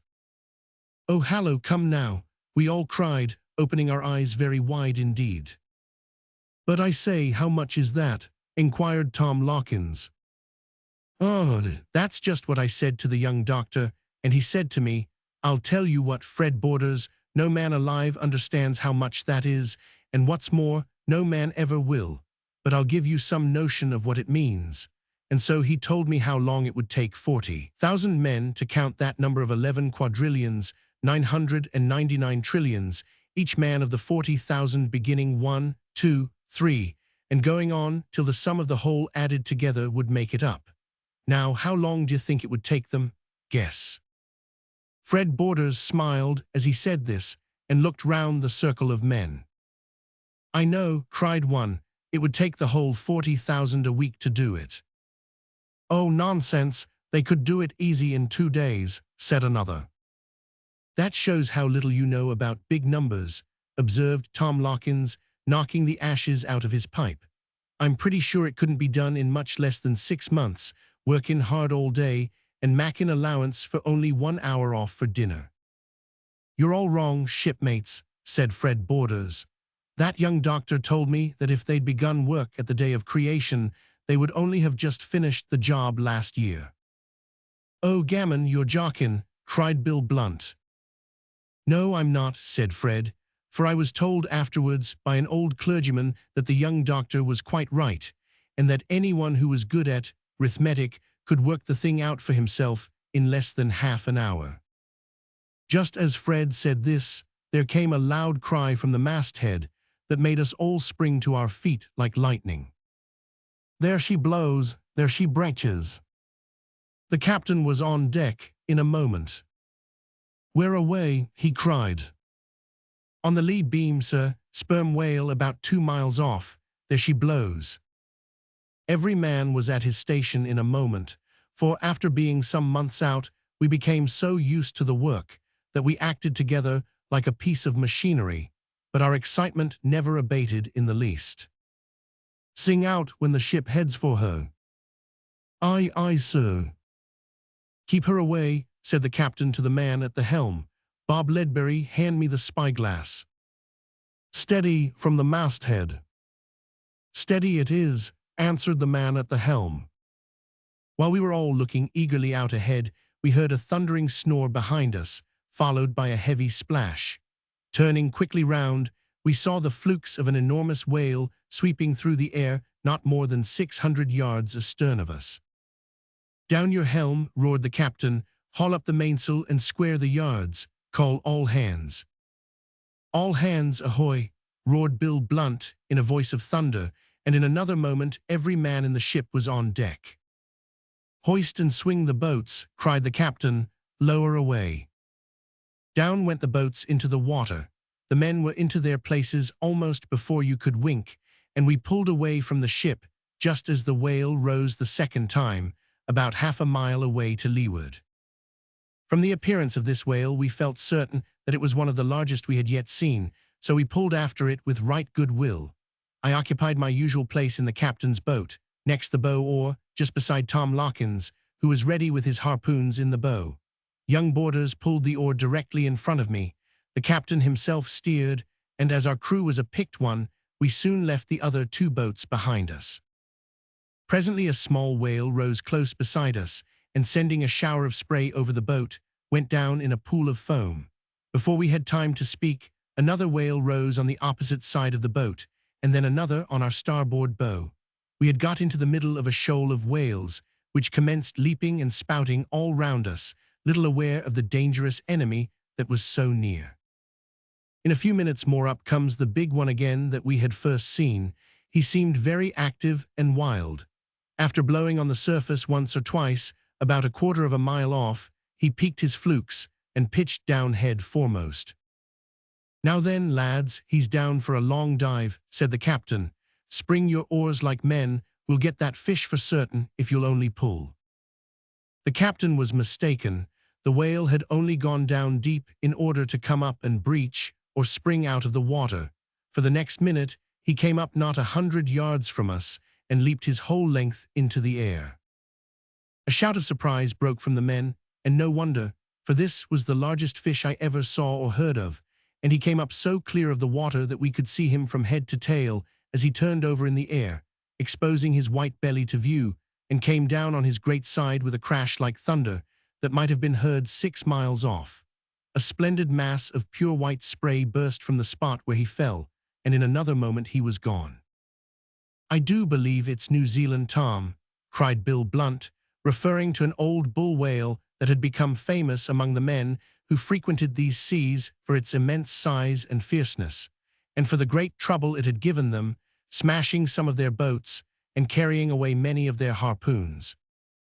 "I don't know whether it's New Zealand Tom or not," said the captain, "but it's pretty clear that he's an old sperm bull. Give way, lads. We must get that whale whatever it should cost us." We did not need a second bidding. The size of the fish was so great that we felt more excited than we had yet been during the voyage, so we bent our oars till we almost pulled the boat out of the water. The other boats had got separated, chasing the little whales, so we had this one all to ourselves. "There she blows," said Tom Lockins in a low voice as the fish came up a short distance astern of us. We had overshot our mark, so turning about, we made for the whale, which kept for a considerable time near the top of the water, spouting now and then and going slowly to windward. We at last got within a few feet of the monster, and the captain suddenly gave the word, "Stand up." This was to our harpooner, Tom Lockins, who jumped up on the instant and buried 2 harpoons deep in the blubber. "Stern all" was the next word, and we backed off with all our might. It was just in time, for, in his agony, the whale tossed his tail right over our heads. The flukes were so big that they could have completely covered the boat, and he brought them down flat on the sea with a clap that made our ears tingle, while a shower of spray drenched us to the skin. For one moment, I thought it was all over with us, but we were soon out of immediate danger, and lay on our oars watching the writhings of the wounded monster as he lashed the ocean into foam. The water all round us soon became white like milk, and the foam near the whale was red with blood. Suddenly this ceased, and before we could pull up to lance him, he went down, taking the line out at such a rate that the boat spun round, and sparks of fire flew from the loggerhead from the chafing of the rope. "Hold on," cried the captain, and next moment we were tearing over the sea at a fearful rate, with a bank of white foam rolling before us, high above our bows, and away on each side of us like the track of a steamer, so that we expected it every moment to rush inboard and swamp us. I had never seen anything like this before. From the first, I had a kind of feeling that some evil would befall us. While we were tearing over the water in this way, we saw the other whales coming up every now and then and blowing quite near to us, and presently we passed close enough to the first mate's boat to see that he was fast to a fish, and unable, therefore, to render us help if we should need it. In a short time the line began to slack, so we hauled it in hand over hand, and Tom Lockins coiled it away in the tub in the stern of the boat, while the captain took his place in the bow to be ready with the lance. The whale soon came up, and we pulled with all our might towards him. Instead of making off again, however, he turned round and made straight at the boat. I now thought that destruction was certain, for, when I saw his great blunt forehead coming down on us like a steamboat, I felt that we could not escape. I was mistaken. The captain received him on the point of his lance, and the whale has such a dislike to pain that even a small prick will sometimes turn him. For some time we kept dodging round this fellow, but he was so old and wise that he always turned his head to us and prevented us from getting a chance to lance him. At last, he turned a little to one side, and the captain plunged the lance deep into his vitals. "Ah, that's touched his life," cried Tom, as a stream of blood flew up from his blowholes, a sure sign that he was mortally wounded. But he was not yet conquered. After receiving the cruel stab with the lance, he pitched right down, head foremost, and once more the line began to fly out over the bow. We tried to hold on, but he was going so straight down that the boat was almost swamped, and we had to slack off to prevent our being pulled under water. Before many yards of the line had run out, one of the coils in the tub became entangled. "Look out, lads," cried Tom, and at once throwing the turn off the loggerhead, he made an attempt to clear it. The captain, in trying to do the same thing, slipped and fell. Seeing this, I sprang up, and grasping the coil as it flew past, tried to clear it. Before I could think, a turn whipped round my left wrist. I felt a wrench, as if my arm had been torn out of the socket, and in a moment I was overboard, going down with almost lightning speed into the depths of the sea. Strange to say, I did not lose my presence of mind. I knew exactly what had happened. I felt myself rushing down, down, down with terrific speed. A stream of fire seemed to be whizzing past my eyes. There was a dreadful pressure on my brain, and a roaring as if of thunder in my ears. Yet, even in that dread moment, thoughts of eternity, of my sins, and of meeting with my God flashed into my mind, for thought is quicker than the lightning flash. In a moment, I was overboard. In a moment, I was overboard. Of a sudden, the roaring ceased, and I felt myself buffeting the water fiercely in my efforts to reach the surface. I know not how I got free, but I suppose the turn of the line must have slackened off somehow. All this happened within the space of a few brief moments, but oh, they seemed fearfully long to me. I do not think I could have held my breath a second longer. When I came to the surface and tried to look about me, I saw the boat not more than 50 yards off, and being a good swimmer, I struck out for it, although I felt terribly exhausted. In a few minutes my comrades saw me, and with a cheer, put out the oars and began to row towards me. I saw that the line was slack, and that they were hauling it in, a sign that the whale had ceased running and would soon come to the surface again. Before they had pulled half a dozen strokes, I saw the water open close beside the boat, and the monstrous head of the whale shot up like a great rock rising out of the deep. He was not more than 3 feet from the boat, and he came up with such force that more than half his gigantic length came out of the water right over the boat. I heard the captain's loud cry, "Stern all," but it was too late. The whole weight of the monster's body fell upon the boat. There was a crash and a terrible cry as the whale and boat went down together. For a few moments, he continued to lash the sea in his fury, and the fragments of the boat floated all round him. I thought that every man, of course, had been killed, but one after another their heads appeared in the midst of blood and foam, and they struck out for oars and pieces of the wreck. Providentially, the whale, in his tossings, had shot a little away from the spot, else every man must certainly have been killed. A feeling of horror filled my heart as I beheld all this and thought upon my position.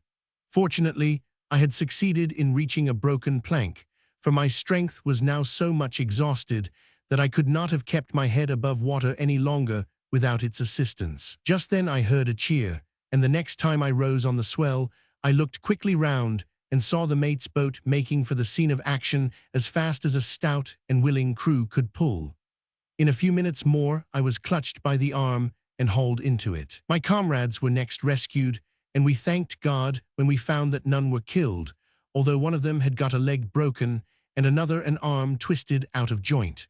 They all, however, seemed to think that my escape was much more wonderful than theirs, but I cannot say that I agreed with them in this. We now turned our attention to the whale, which had dived again. As it was now loose, we did not know, of course, where it would come up, so we lay still a while. Very soon up he came, not far from us, and as fierce as ever. "Now, lads, we must get that whale," cried the mate. "Give way with a will."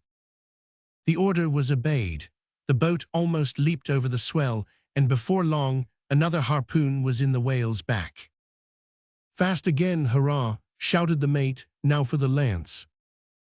He gave the monster 2 deep stabs while he spoke, and it vomited up great clots of blood, besides spouting the red stream of life as it rolled on the sea in its agony, obliging us to keep well out of its way. I could not look upon the dying struggles of this enormous fish without feelings of regret and self-reproach for helping to destroy it. I felt almost as if I were a murderer, and that the Creator would call me to account for taking part in the destruction of one of his grandest living creatures. But the thought passed quickly from my mind as the whale became more violent and went into its flurry. It began to lash the sea with such astonishing violence that all the previous struggles seemed as nothing. The water all round became white like milk, with great streaks of red blood running through it, and the sound of the quick blows of its tail and fins resembled that of dull, hollow thunder. We gazed at this scene in deep silence and with beating hearts. All at once the struggles ceased. The great carcass rolled over belly up and lay extended on the sea in death. To me it seemed as if a dead calm had suddenly fallen around us after a long and furious storm, so great was the change when that whale at length parted with its huge life. The silence was suddenly broken by 3 hearty cheers, and then, fastening a rope to our prize, we commenced towing it to the ship, which operation occupied us the greater part of the night, for we had no fewer than 8 miles to pull. Chapter 8. Death on the Sea. The whale which we had taken, as I have related in the last chapter, was our largest fish of that season. It produced 90 barrels of oil and was worth about 500 pounds, so that we did not grieve much over the loss of our boat. But our next loss was of a kind that could not be made up for by oil or money, for it was the loss of a human life. In the whale fishery, men must, like soldiers, expect to risk their lives frequently, and they have too often, alas, to mourn over the loss of a shipmate or friend. Up to this time our voyage had gone prosperously.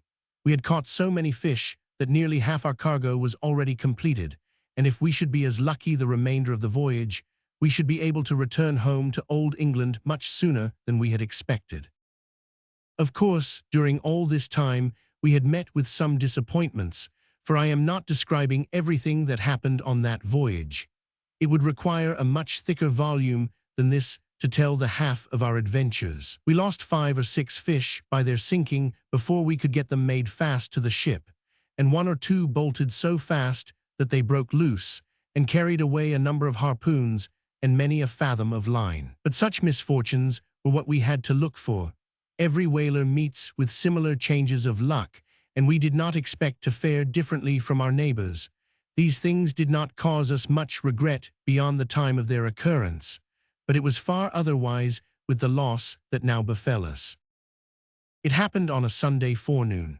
I was standing close to the starboard gangway early that morning, looking over the side into the calm water, for there was not a breath of wind, and talking to the first mate, who was a gruff, surly man, but a good officer, and kind enough in his way when everything went smooth with him.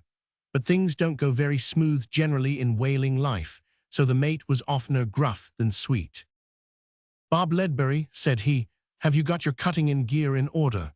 I've got a notion that we'll raise the oil this day." "All right, sir," said I.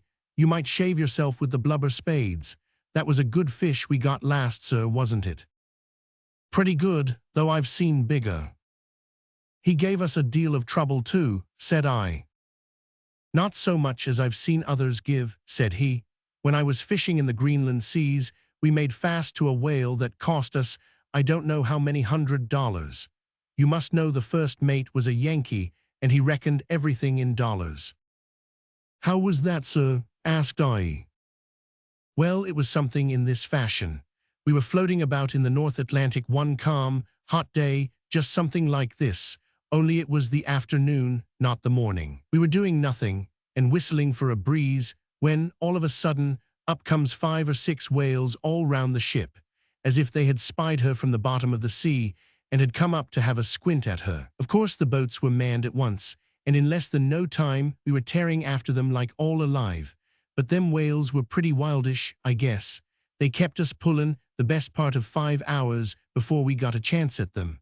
My boat was out of sight of the ship before we made fast to a regular snorer, 100-barreler at the least. The moment he felt the iron, away he went like the shot out of a gun, but he didn't keep it up long, for soon after another of our boats came up and made fast. Well, for some 2 or 3 hours we held fast, but could not hold on to him to use the lance, For the moment we came close up alongside of his tail, he peaked flukes and dived, then up again and away as fast as ever. It was about noon before we touched him again, but by that time 2 more harpoons were made fast, and 2 other boats cast tow lines aboard of us and were hauled along. That was 4 boats, and more than 1,600 fathoms of line, besides 4 harpoons that was fast to that whale, and yet for all that, he went ahead as fast as we could have rowed, talking us along with him quite easy. A breeze having sprung up, our ship overhauled us in the course of the afternoon, and towards evening we sent a line on board to see if that would stop the big fish, and the topsails were lowered so as to throw some of the ship's weight on him, but the irons drew out with the strain. However, we determined to try it again. Another line was sent aboard about 8 o'clock, and the topsails were lowered, but the line snapped immediately. Well, we held on to that whale the whole of that night, and at 4 o'clock next morning, just 36 hours after he was first struck, 2 fast lines were taken aboard the ship. The breeze was fresh and against us, so the topgallant sails were taken in, the courses hauled up, and the topsails clewed down, yet I assure you, that whale towed the ship dead against the wind for an hour and a half at the rate of 2 miles an hour, and all the while beating the water with his fins and tail, so that the sea was in a continual foam. We did not kill that fish till after 40 hours of the hardest work I ever went through. Some of my shipmates seemed to doubt the truth of this story, but for my part I believed it, because the mate was a grave, truthful man, though he was gruff, and never told lies as far as I knew. Moreover, a case of the same kind happened some years afterwards to a messmate of mine while he was serving aboard the Royal Bounty on the 28th of May, 1817. I know that some of the stories which I now tell must seem very wild and unlikely to landsmen, but those who have been to the whale fishery will admit that I tell nothing but the truth, and if there are any of my readers who are still doubtful, I would say, go and read the works of Captain Scoresby. It is well known that this whaling captain was a truly religious man who gave up the fishing, though it turned him in plenty of money, and became a minister of the gospel with a small income, so it is not likely that he would have told what was untrue. Well, in his works, we find stories that are quite as remarkable as the one I have just told, some of them more so. For instance, he tells us of one whale in the Greenland seas, which was not killed till it had drawn out 10,440 yards, or about 6 miles of line, fastened to 15 harpoons, besides taking one of the boats entirely under water, which boat was never seen again. The mate told us 2 or 3 more stories, and a lot of us were gathered round him, listening eagerly, for there is nothing, Jack, like so much as a good yarn, when all of a sudden the man at the masthead sang out that a large sperm whale was spouting away 2 points off the lee bow. Of course we were at our posts in a moment. "There she blows, there she breaches," sung the lookout. "Lower away," roared the captain. The boats were in the water, and the men on their seats in a moment. The whale we were after was a very large one, we could see that, for after 2 hours hard pulling we got near enough to throw a harpoon, and after it was fixed, he jumped clean out of the water. Then there was the usual battle. It was fierce and long, so long that I began to fear we would have to return empty-handed to the ship.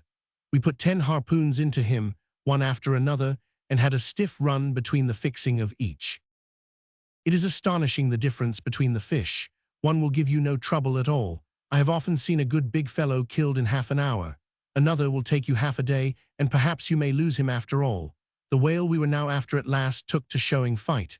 He made 2 or 3 runs at the boat, but the mate, who was in command, pricked him off with the lance cleverly. At last we gave him a severe wound, and immediately he dived. "That was into his life," remarked Tom Lawkins, as we sat waiting for him to come up again. The captain's boat was close to ours, about 10 yards off. We had not to wait long. The sudden stoppage and slacking off of all the lines showed that the whale was coming up. All at once I saw a dark object rising directly under the captain's boat.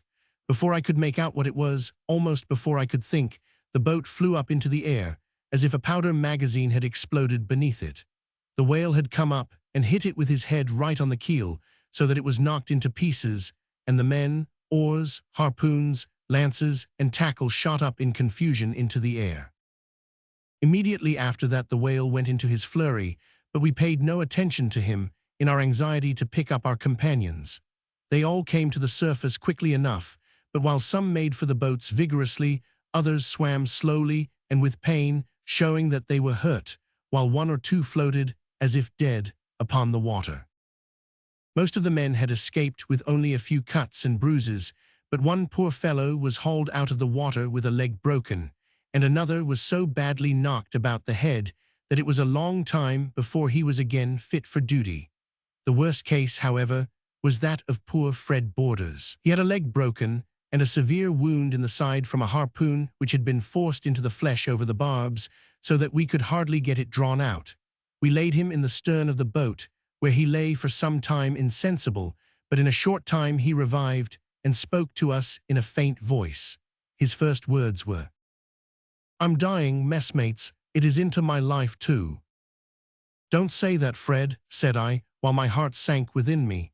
"Cheer up, my boy, you'll live to be the death of many a whale yet. See, put your lips to this can, it will do you good." He shook his head gently, being too weak to reply. We had killed a big fish that day, and we knew that when he was tried in, we should have completed our cargo. But there was no cheer given when the monster turned over on his side, and the pull to the ship that evening seemed to us the longest and heaviest we ever had, for our hearts were very sad. Next day Fred was worse, and we all saw that his words would come true. He was dying, and before the sun had again set, poor Fred had left us forever. We buried our shipmate in the usual sailor fashion. We wrapped him in his hammock, with a cannonball at his feet to sink him. The captain read the burial service at the gangway, and then, in deep silence, we committed his corpse to the deep. Chapter 9.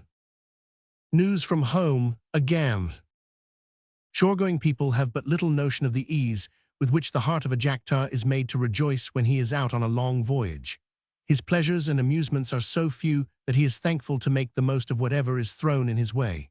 In the whale fisheries, no doubt, he has more than enough of excitement, but after a time he gets used to this and begins to long for a little variety, and of all the pleasures that fall to his lot, that which delights him most is to have a gam with another ship. Now a gam is the meeting of two or more whale ships, their keeping company for a time, and the exchanging of visits by the crews. It is neither more nor less than a jollification on the sea, the inviting of your friends to feast and make merry in your floating house. There is this difference, however, between a gam at sea and a party on land, that your friends on the ocean are men whom you perhaps never saw before and whom you will likely never meet again. There is also another difference. There are no ladies at a gam. This is a great want, for man is but a rugged creature when away from the refining influence of woman, but in the circumstances, of course, it can't be helped. We had a gam one day, on this voyage, with a Yankee whale ship, and a first-rate gam it was, for, as the Yankee had gammed 3 days before with another English ship, we got a lot of news second-hand, and as we had not seen a new face for many months, we felt towards those Yankees like brothers, and swallowed all they had to tell us like men starving for news. It was on a fine, calm morning, just after breakfast, that we fell in with this ship. We had seen no whales for a day or two, but we did not mind that, for our hold was almost full of oil barrels. Tom Lockins and I were leaning over the starboard bulwarks, watching the small fish that every now and then darted through the clear blue water like arrows, and smoking our pipes in silence.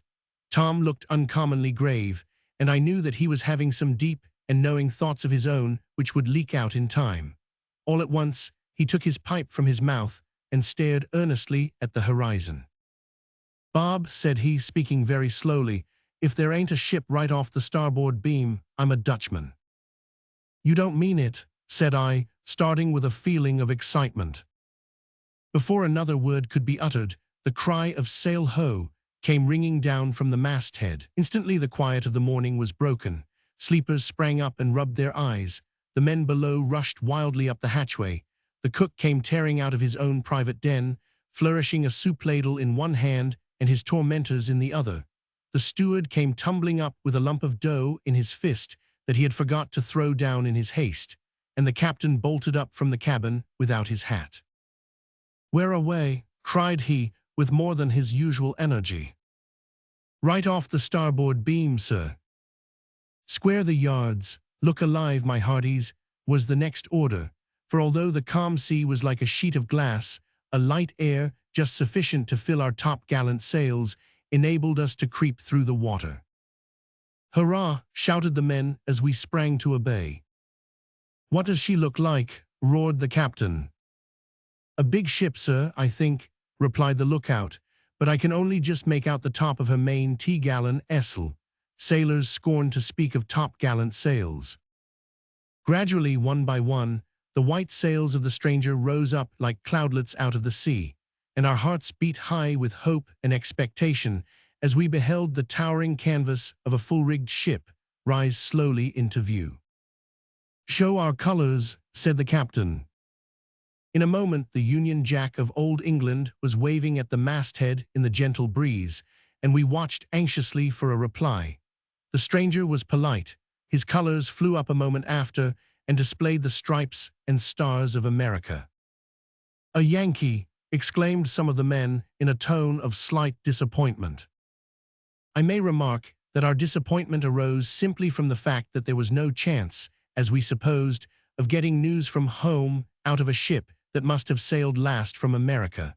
For the rest, we cared not whether they were Yankees or Britons. They were men who could speak the English tongue. That was enough for us. "Never mind, boys," cried one. "We'll have a jolly gam, that's a fact." "So we will," said another, "and I'll get news of my mad Irish cousin, Terence O'Flanagan, who went out to seek his fortune in Ameriky with 2 shillings and a broken knife in his pocket. And it's been said he's got into a government situation, some sort connected with the jails, whether as captain or lieutenant police or turnkey, I'm not rightly sure." "More likely as a lieutenant of one of the cells," observed Bill Blunt, laughing. "Don't speak ill of a better man than yourself behind his back," retorted the owner of the Irish cousin. "Stand by to lower the jolly boat," cried the captain. "Aye, aye, sir." "Lower away." In a few minutes, we were leaping over the calm sea in the direction of the strange ship, for the breeze had died down, and we were too eager to meet with new faces and to hear the sound of new voices to wait for the wind. To our joy, we found that the Yankee had had a gam, as I have already said, with an English ship a few days before, so we returned to our vessel loaded with old newspapers from England, having invited the captain and crew of the Yankee to come aboard of us and spend the day. While preparation was being made for the reception of our friends, we got hold of 2 of the old newspapers, and Tom Lockins seized one, while Bill Blunt got the other, and both men sat down on the windlass to retail the news to a crowd of eager men who tried hard to listen to both at once, and so could make nothing out of either. "Hold hard, Tom Lockins," cried one. "What's that you say about the Emperor, Bill?" "The Emperor of Russia," said Bill Blunt, reading slowly and with difficulty, "is stop a bit, messmates, what can this word be? The Emperor of Russia is blowed up with gunpowder and shattered to 1,000 pieces," said Tom Lockins, raising his voice with excitement as he read from his paper an account of the blowing up of a mountain fortress in India. "Oh, come, I say, one at a time, if you please," cried a harpooner. "A feller can't get a word of sense out of sich a jumble." "Come, messmates," cried 2 or 3 voices, as Tom stopped suddenly and looked hard at the paper. "Go ahead. What have ye got there that makes ye look as wise as an owl? Has war been and broke out with the French?"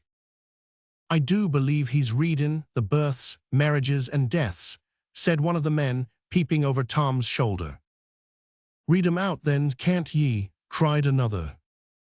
"I say, Bill Blunt, I think this consarns you," cried Tom. "Isn't your sweetheart's name Susan Croft?" "That's a fact," said Bill, looking up from his paper. "And who has got a word to say agin the prettiest lass in all Liverpool?" "Nobody's got a word to say against her," replied Tom, "but she's married, that's all." Bill Blunt leaped up as if he had been shot, and the blood rushed to his face as he seized the paper and tried to find the place. "Where is it, Tom? Let me see it with my own 2 eyes. Oh, here it is." The poor man's face grew paler and paler as he read the following words. Married at Liverpool on the 5th inst. By the Rev. Charles Manson, Edward Gordon, Esquire, to Susan, youngest daughter of Admiral Croft. A perfect roar of laughter drowned the remainder of the sentence. Well done, Bill Blunt, Mr. Blunt, we'll have to call him hereafter, said Tom, with a grim smile. I had no notion you thought so much o' yourself as to aim at an admiral's daughter. All right, my hearties, chaff away, said Bill, fetching a deep sigh of relief, while a broad grin played on his weather-beaten visage. There's 2 Susan Crofts, that's all, but I wouldn't give my Susan for all the admiral's daughters that ever walked in shoe-leather. Hallo, here come the Yankees, cried the captain, coming on deck at that moment. Our newspapers were thrown down at once, and we prepared to receive our guests, who, we could see, had just put off from their ship in 2 boats. But before they had come within a mile of us, their attention, as well as ours, was riveted on a most extraordinary sight. Not more than 100 yards ahead of our ship, a whale came suddenly to the surface of the water, seeming, by its wild motions, to be in a state of terror. It continued for some time to struggle and lash the whole sea around it into a white foam. At once the boats were lowered from both ships, and we went after this fish, but his motions were so violent that we found it utterly impossible to get near enough to throw a harpoon. When we had approached somewhat closely, we discovered that it had been attacked by a killer fish, which was fully 20 feet long and stuck to it like a leech. The monster's struggles were made in trying to shake itself free of this tremendous enemy, but it could not accomplish this. The killer held him by the under jaw and hung on there, while the whale threw himself out of the water in his agony, with his great mouth open like a huge cavern, and the blood flowing so fast from the wound that the sea was dyed for a long distance round. This killer fought like a bulldog. It held on until the whale was exhausted, but they passed away from us in such a confused struggle that a harpoon could not be fixed for an hour after we first saw them. On this being done, the killer let go, and the whale, being already half dead, was soon killed. The Yankee boats were the first to come up with this fish, so the prize belonged to them. We were well pleased at this, as we could afford to let them have it, seeing that we could scarcely have found room to stow away the oil in our hold. It was the Yankees' first fish, too, so they were in great spirits about it, and towed it to their ship, singing Yankee Doodle with all their might. As they passed our boat, the captain hailed them. "I wish you joy of your first fish, sir," said he to the Yankee captain. "Thank you, stranger. I guess we're in luck, though it ain't a big one. I say, what sort o' brute was that had hold of him? Never seed sich a critter in all my life." "He's a killer," said our captain. "A killer, guess he just is, and no mistake. If we hadn't helped him, he'd have done the job for himself. What does he kill him for?" "To eat him, but I'm told he only eats the tongue. You'll not forget that you've promised to gam with us tonight," cried our captain, as they were about to commence pulling again. "All right, stranger, one half will come tonight before sundown, t'other half tomorrow if the calm holds. Good day, give way, lads." The men dipped their oars and resumed their song while we pulled back to our ship. We did not offer to help them because the fish was a small one and the distance they had to go not great. It was near sunset when, according to promise, the Yankees came on board and spent a long evening with us. They were a free, open-hearted, boastful, conceited, good-humored set of fellows, and a jolly night we had of it in the forecastle, while the mates and captains were enjoying themselves and spinning their yarns in the cabin. Of course, we began with demands for home news, and when we had pumped out of them every drop they had, we began to songs and spinning yarns. And it was now that my friend Tom Lockins came out strong and went on at such a rate that he quite won the hearts of our guests. Tom was not noisy, and he was slow in his talk, but he had the knack of telling a good story. He never used a wrong word or a word too many, and having a great deal of humor, men could not help listening when he began to talk. After this, we had a dance, and here I became useful, being able to play Scotch reels and Irish jigs on the fiddle. Then we had songs and yarns again. Some could tell of furious fights with whales that made our blood boil, others could talk of the green fields at home, until we almost fancied we were boys again, and some could not tell stories at all. They had little to say, and that little they said ill, and I noticed that many of those who were perfect bores would cry loudest to be heard, though none of us wanted to hear them. We used to quench such fellows by calling loudly for a song with a rousing chorus.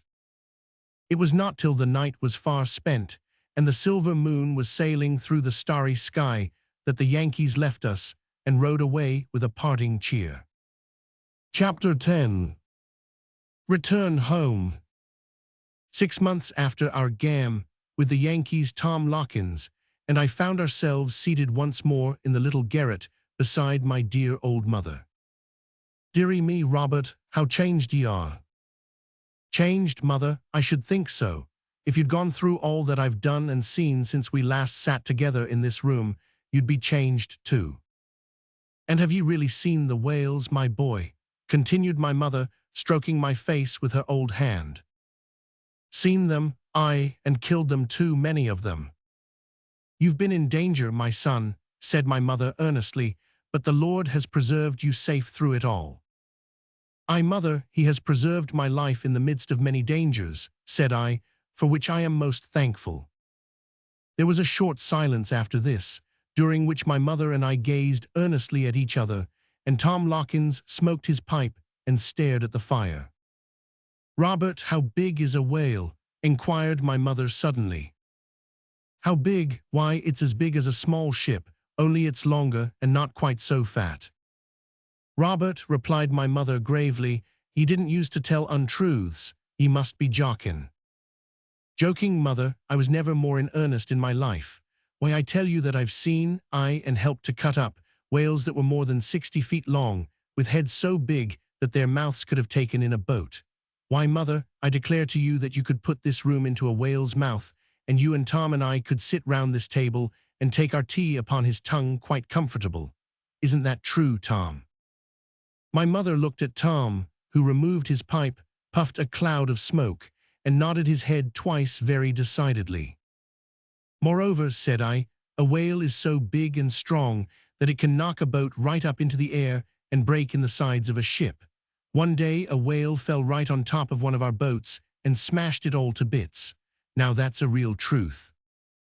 Again my mother looked at Tom Lockins, and again that worthy man puffed an immense cloud of smoke and nodded his head more decidedly than before. Being anxious to put to flight all her doubts at once, he said solemnly, "Old ooman, that's a fact."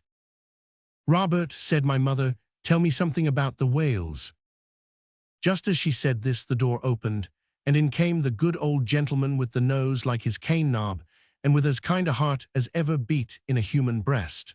My mother had already told me that he came to see her regularly once a week, ever since I went to sea, except in summer, when he was away in the country, and that he had never allowed her to want for anything.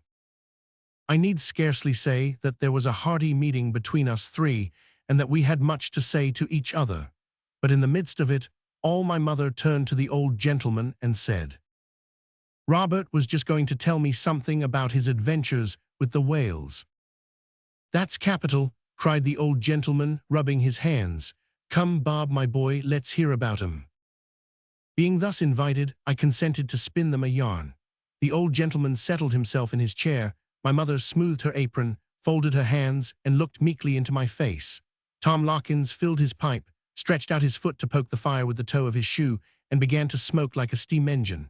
Then I cleared my throat and began my tale, and before I had done talking that night, I had told them all that I have told in this little book to you, good reader, almost word for word. Thus ended my first voyage to the South Seas.